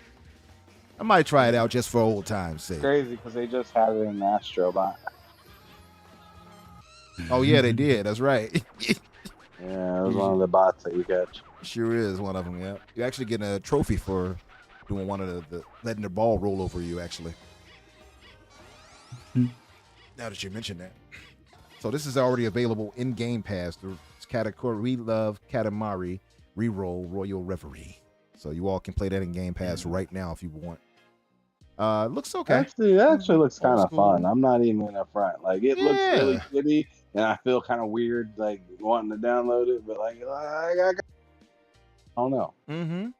Yeah, no, I mean, it's fun just building. It's like building a snowball or a boulder kind of thing. Right? It's definitely a lot of fun. It's that nostalgia feeling of like what you wanted to do when you were when you were a kid and you were, because I mean, I don't know. I mean, I'm from the Midwest, bro. Mhm. So I've rolled up a few snowballs. Do you want You to know what I'm build a saying? snowman? Is that what you're telling me, Ham? Man, I built some snowmen. Yeah. And that shit is hard to pick up, man. When you get that shit roll, like, bro, trying to build a snowman, like, you feel like you doing a damn like one of those Muscle Man tour things. God damn, these things are heavy. They gave a little update for Frag Punk as a open beta in October 10th. Looks pretty solid. Yeah. Now this right here, this was what I was talking about earlier, where I played a bit of this. It looks really, really well done as far as the cinematics and or the anime aspects, whatever that they added to it. It really well voiced. I didn't put enough time into it to form a really, really solid opinion. And I don't think the demo is enough to really give you a full thought. But this looks really good. Yeah, hype for this, actually. I think I might go ahead and get it. Now, this, I was kind of on the fence because I'm like, well, I never really played the Persona games. So should I get into this? But this has no connection to that universe, as far as I understand. So I think I will. No, it doesn't. Yeah. I think I definitely will give this a chance. Do you guys in the chat, have you guys tried this and played the demo for this yet? Let me know your guys' thoughts on this right here. This right here, I couldn't give the game, this right here, seeing this at the show, more points for the show because we had already seen this multiple times at this point. So it's like, We didn't see this much gameplay though. We only seen That's like a lot of story stuff. That's true. We didn't see as much gameplay, but we knew about it. Metaphor Refantasio. Still not the biggest fan of the name of it, but yeah. I do like that you get to carry over the demo's gameplay, or excuse me, progress to the actual game. Yeah. That's pretty cool. I like when games do that. You gotta make me bite. Mm-hmm. Yeah, I'm trying to wait try it until out. the game comes out, and because what's gonna happen is I'm gonna I feel like I'm gonna play it, I'm gonna enjoy it, and then it's gonna be like demo's over, and then I'm gonna have to wait, and then and then I'm gonna go back play it, and then I'm be like, all right, what the hell is going on? I guess I see your point there. Yeah. Now, yeah. If that's how you feel on it, I would definitely just wait there. Now, I'm not sure how to pronounce this game properly. Is it Atelier or Atelier? Atelier. It just showed Not it. sure. That's it. Atelier Umia. I guess Atelier. I guess Atelier Umia. This looks like something set in a kind of the same verse as one of those the Genshin Impact game or something like that to me. Mm-hmm. I'm not too sure. Very cutesy Japanese style arts, and yeah, not sure if this would be my type of game, but it's at least visually nice. Yeah, Atelier. They I don't understand definitely what the hell is showed- going on right now. What happened? Oh, with the gameplay What and is everything. happening in this game? Like, I don't understand what's happening right now. I don't get it either. Just being honest. Yeah. Well, it looks to be, I guess, a turn-based situation. Oh, okay, here we go. Yeah. Gameplay. Okay, so That's all right. he's even speaking on it. He says it was turn-based up to this point. I'm guessing it's just not turn-based anymore, the way he said that. Let me skip ahead, though. This one didn't really You wow probably me. mixed the two. Yeah. Kind of like a little bit of Final Fantasy-ish kind of thing. Yeah, I can see a bit of that. It also has a bit of what's the name of that game? What is the name of that game? I cannot think of it. When you roam around, it's kind of open. One thing I will say, I don't like when it comes to these types of games like this, and even Final Fantasy 16 had it. It was just this vast kind of open world, but it's not interesting. I hope this kind of avoids that, because this looks like it falls into that same trap. Like, oh, it's a big open world to run around and fight little. Yeah, and there's just nothing to see. Right. Nothing to do. Exactly. And it's just like, here's a Same Jigglypuff ass enemy enemies that just jumps at you. piled in the Right. corner. Exactly. Yeah. Oh, like Forspoken or something. Forspoken Its is a world wasn't prime as- example. Yep. I hated that Yeah, world. there wasn't as many enemies. Like, not saying that you Final need an Fantasy enemy every 16 was step you worse. take, kind of thing, but it felt a little too lifeless. Mm-hmm. No, That's I even with if you you're 100%. Also, I didn't like the enemies, the fighting that they did. It was boring. They didn't. The enemy AI I thought was pretty terrible too. I did not like that game Yeah. whatsoever. So yeah, this one is another one. I forgot the name of this right now. A lot of this is very cutesy.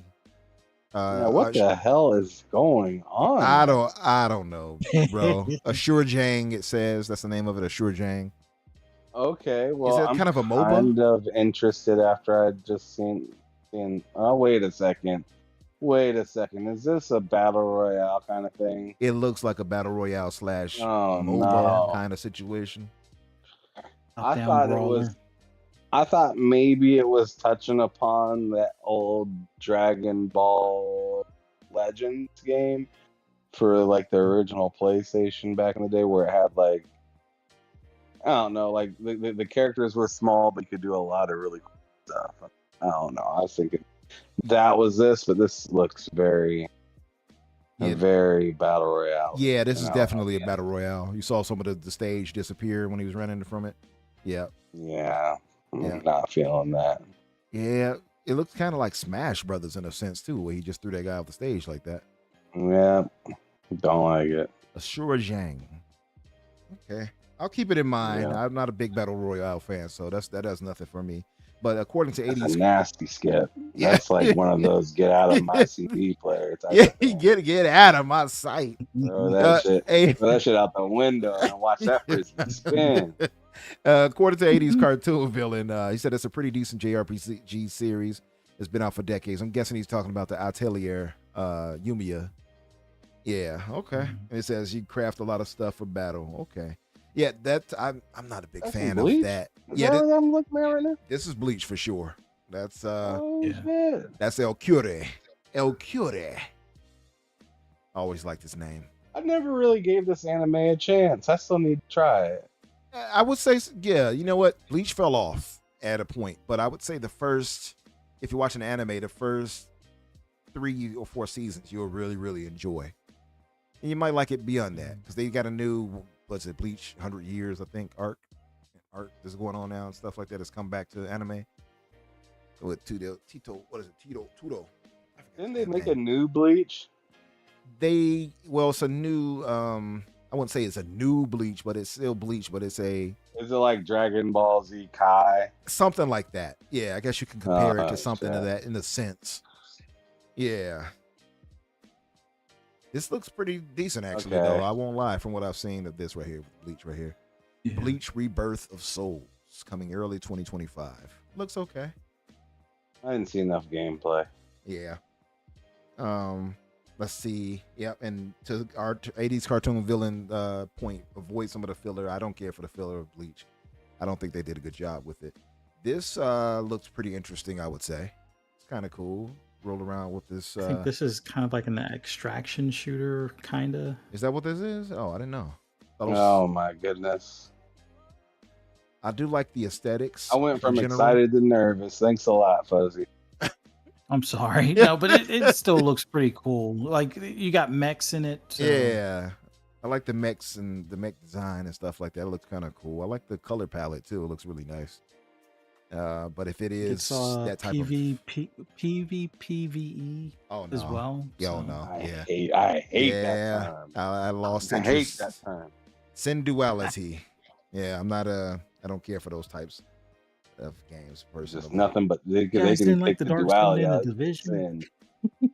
It's a sin. Division I like, Oh, but Division okay, didn't really yeah. feel like that to me because largely because I didn't take my ass into those the Dark Zone like Dark that. Zone. I knew better. Yeah. I wandered into that the first game, like I played with somebody, not just did on my own. Like, let me run in what's in the Dark Zone. Let me go in here and get some equipment, and then these dudes beat my ass and robbed me. I'm like, nah, I don't like this. Give me them shoes. Yeah, right. Took all my stuff and killed me. I was so salty. But yeah, I don't. Yeah, that I get upset when it happens. So yeah, this actually, of course, is a throwback. I'm sure plenty of people were happy for this. This is Suikoden. I believe it's 1 and 2, if I'm not mistaken. This I've never had a chance to really get into this series. Again, this is one of the ones I actually watched friends play. I never played it. It's coming out on March 6th, March 6th, 2025. I never had a chance to play it. I definitely am going to this time around. It looks really good. Yeah. And I see this as a chance for them to bring the franchise forward in a lot of ways. I use this in my thumbnail because it just looked funny to me. All you need is help. This is also coming to Game Pass. So it's actually in Game Pass right now, I believe. I'm not sure if anybody wants to try it. I'm downloading it. You downloading it? Yeah, I'm gonna download it because like this is like Tetris on acid, I guess. It About kinda- the best way I could describe it. Yeah, I can see that at 100%. It looks like it's gonna be some fun. Yeah. That Hopefully- leprechaun's on acid. That's why you need the help. You're on acid, so Yeah. What's up, Doobie? Yeah. No, he said the second division Dark Zone was shit. Yeah. I bet. the first one was the Yeah. one I like. They robbed me in the first one. I didn't get a chance to try out the second one's Dark Zone. I didn't get all the way far into the game yet, but I had been playing it with that blue number. She was helping me out with it. Mhm. But this right here is in Game Pass. All you need is help. It does look like Tetris on acid a little bit. Especially with them making those faces, like when they like, hey, yeah. Like, what is that all about? And that looks like something off Mario right there. Yeah, this looks like a little Mario Party-ish. Yeah. You know what? I think I might try this out too, Fuzz. You convinced me. No, I am 100% getting this. This is a great game for me and the family. Yeah, I can see the Hopefully, family loving it. hopefully it has couch co-op. Like, It looks four like it player. does, right? It looks like it is. That. Let me see, because this part right here, when they're crossing over, like, look at all those different pieces moving. It got to be different people playing those, right? Yeah. I Yeah. think you can be on the same screen or on the same console doing the couch co-op. Mm-hmm. Yeah, it definitely looks like a 4-player co-op or something like that, if not I 2-player. just don't know how it does with like things leaving the screen. Yeah. I might have to try it out. Maybe I'll try it out and have my nephew play it with me or something like that. It looks kind of fun. Yeah. It's available in Game Pass, so why not give it a shot, right? You guys gonna try it out in the chat? 80s cartoon villain is just laughing his ass off. You guys gonna try it out? You got Bouquet. Who's this?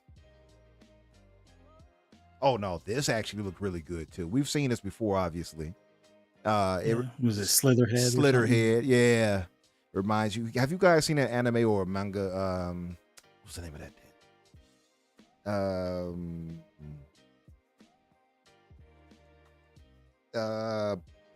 Parasite.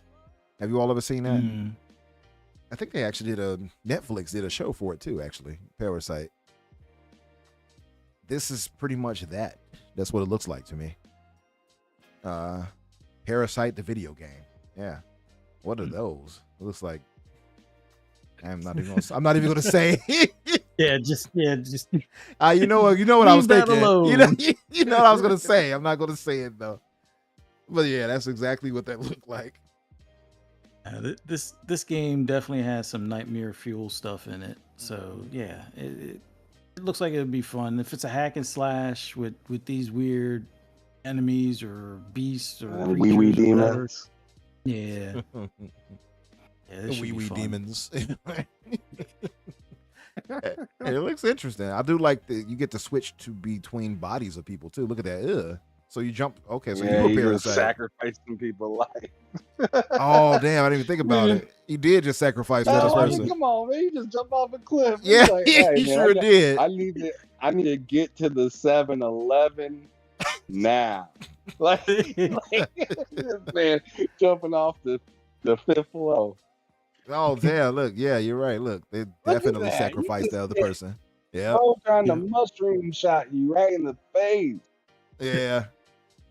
I definitely get Parasite vibes from this, but I didn't even think about switching bodies like that until you said it. Yeah, the other people are being killed off.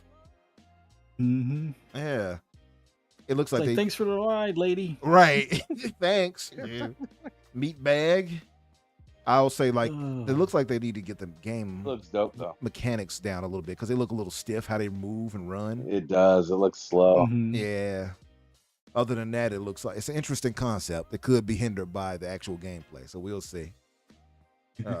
I don't Definitely know gruesome why, and but nasty it though. reminds me a little bit of uh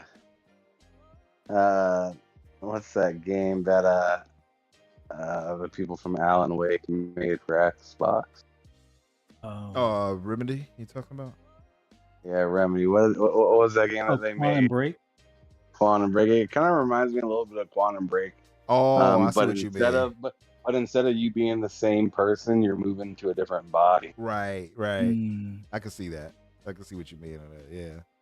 It's an interesting concept. Listen, I got to give it to our Japanese brothers. They come up with some crazy stuff when in a horror type genre idea, like like this. You think of like, Someone needs to help them out with enemies, though. They're some nasty motherfuckers. yeah, they are. But no, they're I very don't understand what creative they're when it coming up comes to the gruesome side of things. I've noticed. What's this one? This one, I'm not sure what this is. Okay, so it's another mech. They love their mechs in Japan, Yeah. boy. That's one I thing. know, man. Is this turn based too? I think so. It is. Yeah. This might not be bad. I didn't really give this much of a viewing when I watched this. I was kind of like doing something else at the time, but this kind of looks all right. Man. Looks all right. I'm not happy. I'm not happy. Not happy. No, I'm not happy. Let me skip ahead. What is this one? That one yellow mech looks like the Star thing Bites. from Concord, so they may want to have that. We can change the color of it. You don't want to get concorded up in here. That's okay. That one is called Star Bites. It looks all right. Mhm. There's a Masaki It bites. Hayashi. So this right here is for Dragon Quest 3, the remake. This looks Mhm. really good. I'm not going to spend much time on it. It looks damn good. Definitely getting this. I was already hyped for this though, to be fair. See the Toriyama artwork all at play. Looks really dope. Never got a chance to play. Well, I never played it in the past. I ain't gonna say I didn't have a chance, but I did. But Ugh. yeah, not not your style. I'm seeing way too many turn-based games. Yeah. I mean, I went in excited, like, man, like some of these look interesting, and now it's back to back. Yeah. Back. That's- Like, it's just killing me. They were definitely reaching out to our Japanese brothers for this one. That much is Hey, certain. word, my goodness, they were sucking toes over there. What are they doing? And so they had all those shown. They had Sarah Mhm. Bond come out there, and then Square Enix had this pop up. And I know people were like, "Oh, here we go, Final Fantasy!" Right? Got get burnt up. A lot of people were excited. You know, he had Dragon Quest pop up. You know, and I mean, we did get Final Fantasy, to be fair, but it was the Pixel Mhm. remasters, and which I'm happy with. By the way, I'm happy with that. Yeah. I will give them that. I'm about should have been on a platform, but I'm happy sooner rather than later, or at least later than never, I guess. Yeah. In this case, I don't know. Also, too, another game that's coming to, or right now added to Game Pass, is this Trials of Mana, and of course, The Legend of Mana, both added to Game Pass. Definitely going to play both. This looks really good, actually. Although the newer one looks even better. I knew when I saw it pop up, I'm like, oh, Miles is going to love this. Miles Dumpier, our brother Miles. I know. I'm like, oh, he's going to love this. And sure enough, I saw his tweet. So yeah, you got this right here, and I'll skip ahead. You got this, and you got Legends of Mana. Fast forward. There it is. Legend of Mana, should I say, instead of adding an S. Black folks add S's, if you all didn't know. We add S's to things. Instead of jewels. I'm going to jewels. You want something? Let's see. So you got Legend of Mana, you got Trials of Mana, both added to Game Pass right now. And then, of course, the Pixel remasters here, which is dope. I've never played through the old school Final Fantasies, so this is perfect for me because I can play this on the ROG, on the go, and stuff like that, and really get into it and play through the series. So definitely going to do that. Happy to bring it over, and that's really kind of it. That was it. Yeah. This was the end, and we had our beautiful sister here step up and give us the old konnichiwa and all that, and we were out of there. So, fellas, I'll ask you though all this, and I saw a lot of disappointment from a lot of the fan base over this TGS, but to me, I was like, I didn't expect it to be this kind of a June showcase-esque kind of thing. I didn't think it was that bad, but a lot of people across the, in the community were not feeling this. I even saw a few earlier. AJH wasn't feeling it. I forgot who else may have said they didn't much care for it. I think Abdel too. What would you guys score for this if you had to rate it? Fuzzy, what was your score for this show? Kind of a similar thing with the state of play, a split where, from a game standpoint, I'm going to give it a solid 7 as well. Some decent games in there. Not all of them are for me, but decent overall. But for an Xbox TGS, I think it was more so that I feel at least one game was missing, and it's probably not the one that people are thinking of. For me, I was hoping to see more about OD. I always thought that OD would come out before Death Stranding 2. It doesn't look like that's going to be the case, but I was hoping to kind of see that as a surprise possibly. And I would hope that they would do it here more so than the Video Game Awards. But I think a lot of people were looking to see if Final Fantasy 16 or Final Fantasy 7 would make an appearance. I think that may have been more of the disappointment why, some were, not as happy with the show. But for me, I really wanted to see OD because that's his home turf. That's a game that he was working on prior to, Stadia collapsing. So I would have figured it would be ready to show some more, at least like the first release of it. Cause I get a feeling that's going to be episodes. And the first one will be with Peele, or was it Jordan Peele? That will be, doing some of the collaboration stuff. And then they'll have other episodes with other or directors or producers and things like that. So that was the only thing that was missing from me, but it gets a slightly lower score, like a 5 or 6, at least from me, not having, OD or in general having Final Fantasy 16, or at least some info about it in Final Fantasy 7. That's it. Okay.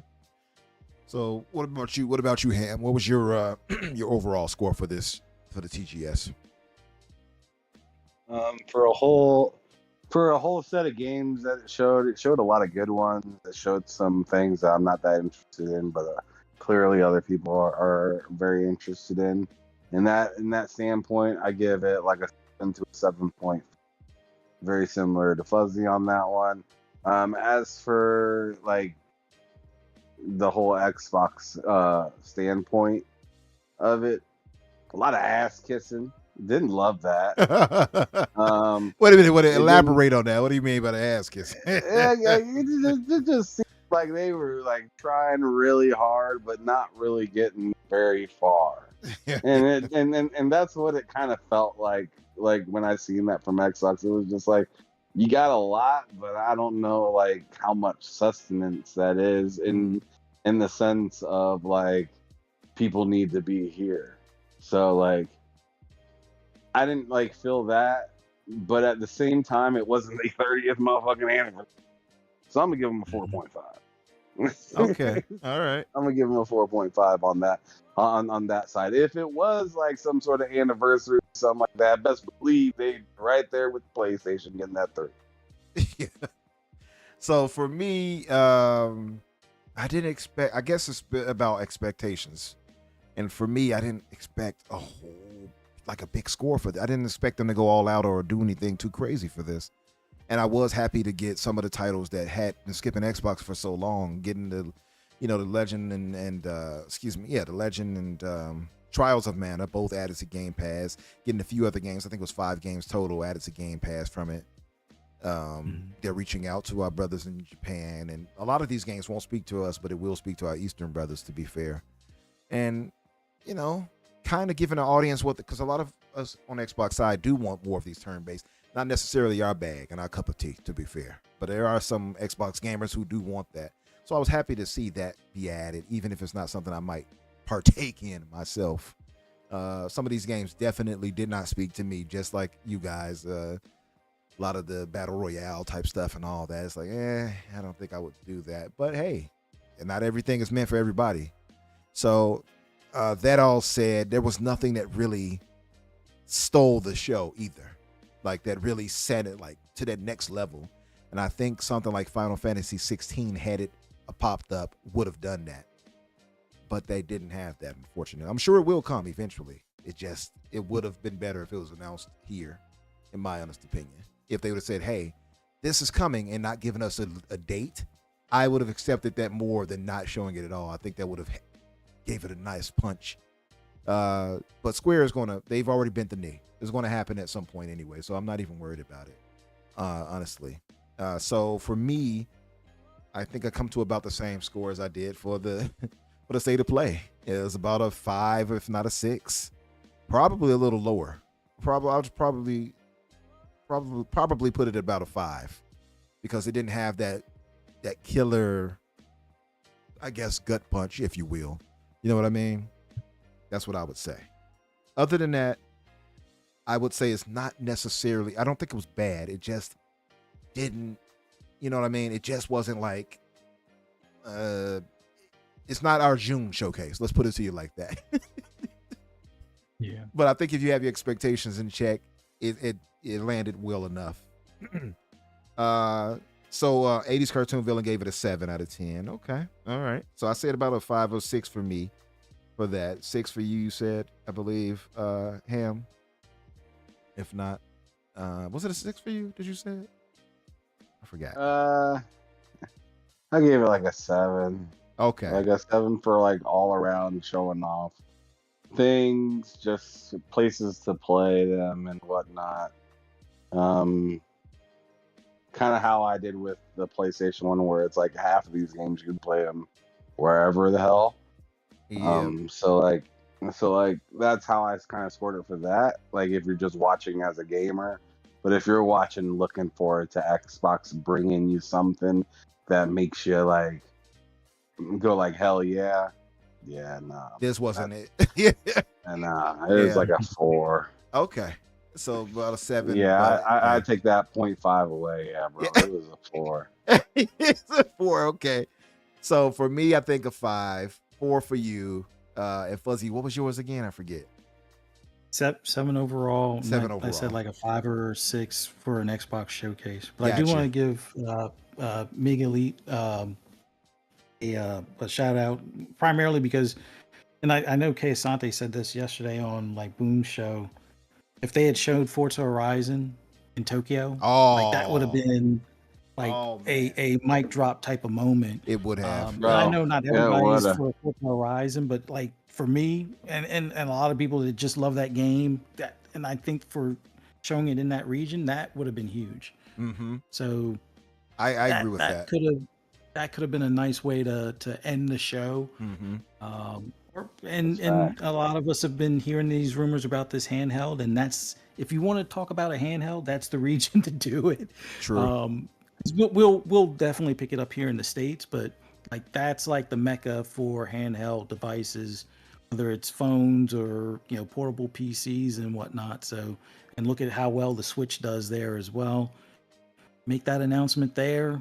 Let people know, hey, it's coming in 2025. Mm-hmm. Or I think 2026 that or would have whatever. been a equally droppable moment, but I can agree with that. I guess less eyes would be on this, so they wouldn't really do the hardware part, probably at VGAs, I expect. But to be fair, even if they didn't have a new Horizon, Forza Horizon to drop to Tokyo or whatever, they could have added, hey, we have the new DLC that's going to be, a Japanese expansion or something. I don't know. Or like for Forza, the main Forza title, something. Yeah. I think that would have been a nice little extra little touch. Doovie gave it a 1 out of 10. He said nothing was for him. Dang. Yeah. Shout out to 80s cartoon villain. He gave a dropped the $20 donation with a lemon, I think, taking a bow. Appreciate you, brother. Thank you very much for that. Yeah, listen, none of us are trying to trash the show. It's just that a lot of these games didn't speak to us. But there is something for everybody, and I'm sure this spoke to somebody. You know what I mean? So, for instance, 80s cartoon villain came away with a 7. So a lot of this spoke to you, which I respect. For me, some of them did. Some of them I'm definitely going to give a try. And I'm happy for the Mana series and for the Pixel remaster playing all of that, as well as the Dragon Quest 3. So all of those I'm playing and getting. So some of this definitely spoke to me. Also, the Threads of Time spoke to me a lot. I thought that was the kind of, if I had to say what was the star announcement of the show, that would be it for me as far as games I didn't know about. And Metal Gear It was like good. a sweet whisper, right? It was like a sweet whisper instead of like an air horn. Pretty much. That's how it spoke to you. Yeah, I agree. And it's more muted than what we get here in the States when it comes to our June showcase. But hey, this is like the little added extra stuff for the platform. That's the way I look at it, But yeah, that aside, gentlemen, we have to get out of here. We had going for a while now. I think we're well past 3 hours. And I appreciate you guys for sticking around with me. These kind of doing the review things always seem to take the most time. Always. Even if it's just me and Danny, it seems to go about 3 hours or so. So I want to give you guys thanks and appreciation for jumping in with a brother and holding me down and giving such quality takes and just keeping the things lighthearted and fun. Fuzzy, I'll start with you as the outro. Thank you again, brother, for jumping in last second like that. Man, I was like, it's just down to me and Ham now. I got to find somebody really quick to kind of balance it out. Now, to be fair, I think me and Ham could have definitely held it down because Ham, you could talk with the best of them, Ham. But I think so. I know we could have held it down, but I wanted to get more perspectives on this right here in my view, at least. So I just want to give you guys thanks for that. And Fuzzy, again, thanks for coming through last second, my brother. Tell the good folks where they can find you and what you'll be up to. As I said before, thanks for the invite. Love chit chatting with you about games. Same with Ham. Love when he's cooking and giving his thoughts on things. So yeah, this was a fun time. Thanks to everybody in the chat. Love you guys' interactions and stuff. Thanks for checking us out. And if you want to hear any more of my rambles or rants on anything gaming related, just follow me on the app, formerly known as Twitter at @Fuzzy_Belvedere. Check me out on Double Barrel Gaming, Fun Speculations channel, as well as PTK Blam's channel and Pixelated Echoes with 3-Bit. And my wife's channel for horror. If you're a horror fan, just do a search on YouTube for Fright Night with Ferocious Fee or Ferocious Fee, Fee as in Fiona, 78 for anything horror related. We're going to be talking about Zombie Strippers, the movie, tomorrow. So that should be fun. Well, you got me. Zombie Strippers? Hey. Okay. It might be rotting, but it's still a titty, though. Yeah. Hey, that movie was funny. It's meant to be funny, but it was funny. It was pretty cool. Definitely, I'm going to come through and check that out. Also, I'm going to hit you up, or at least after this, if you can send me a few links, one for your wife, you and the Mrs. Show, and I'll get a few things because I got to put you into the show notes after the case, the description, should I say? Okay. Yeah. So I appreciate you, brother, again. I'm gonna come by. I promise I'm gonna come by tomorrow to see that. Or you said it's tomorrow, right, for the show for you and the missus? Yeah, tomorrow 6 p.m. Eastern Standard Time. Okay. Yeah, we try to hit you up when you're getting off from work, or if you're about ready to get off from work, because it's Friday kind of thing. So that works out. I can spend at least an hour with you guys before we go live for the Infinite podcast. So for sure. Yep. And last but not least, Ham Solo, my brother, the talented brother who runs so many different podcasts and stuff. You and Boom and Mav, all of you guys do these multiple shows. I don't know how you guys do it. I wish I had the energy and wherewithal to do this like you guys do. Much love to you, brother. I know you've been doing your thing for a while, and always an inspiration. I love how you do what you do. And tell the good folks where they can find you and what you'll be up to. All right, so Ham Solo 05 Gaming here. I'm on the TSWS Gaming YouTube channel. Half of y'all motherfuckers in the chat. I've seen y'all Why ain't I seen y'all in the chat in my goddamn chat? Where y'all at? He's Like, calling y'all out. come holler at your boy. I mean, like, I'm as straightforward as it come. I'm gonna tell you what I think. I might throw a little bit of fun with it, but you'll be able to clearly tell when I'm just messing with you or whatever. But yeah. Come through, check it out. TSWS Gaming, that's my channel. I'm also open to be a guest on people's shows and stuff like that. I like talking games. I like bullshit. And I like having a good time. I like freely speaking and just playing around with whoever has a conversation that's somewhat interesting. I mean, if you want some dry ass shit, we can sit around and do nothing.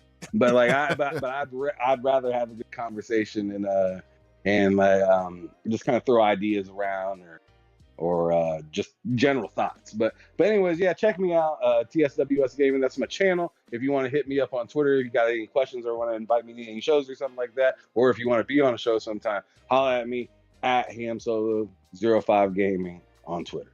Nice. Appreciate you, Umbra. Thank you. Oh, appreciate you more, brother. Got your information in the description already. I have to add fuzzies, and I'll do that tonight. I'll also add timestamps for those who may want to skip to a certain part in the conversation. It's going to be a long conversation for anybody going through playback, but you're at the end of it at this point, I guess, right? So it wouldn't matter. But yeah, thank you all for being here with us. If you have not done so yet, hit the like button. And if you haven't done so, especially subscribe if you really haven't done that yet. Thank you all for being here. And last but not least, of course, to Gray Monad, my mod, and my brother. Thank you for being here, holding me down, brother. Appreciate you always. As far as myself, you can find me on Twitter X Infinite Umbra or Umbra Infinite. You'll find me either way. Tuesdays Xbox Factor with Boom, myself and Jamie Moran, typically. Sometimes with Crazy Louie. The jump in myself, Daniel J. McGee, typically on Thursdays at 8 o'clock Eastern, 8 o'clock. I said it already, 8 o'clock Eastern. I'm about to repeat myself. And tomorrow, the Infinite Podcast returns on Friday, tomorrow night at 8 o'clock Eastern. Myself, Risky for the Biscuit, that blue number, and Spriggan, a.k.a. Dante Moody. So come by. Oh, I think also my brother Garuda Intruder will be there with us tomorrow. So looking forward to that. You guys come by and check us out. And also make sure you guys check out Fuzzy and the Missus tomorrow. I'm going to stop by the chat to check that out. We've got to talk about these zombie strippers here, but yeah, yeah, you guys have a good one. We'll talk with you guys soon. Thank you guys. Peace.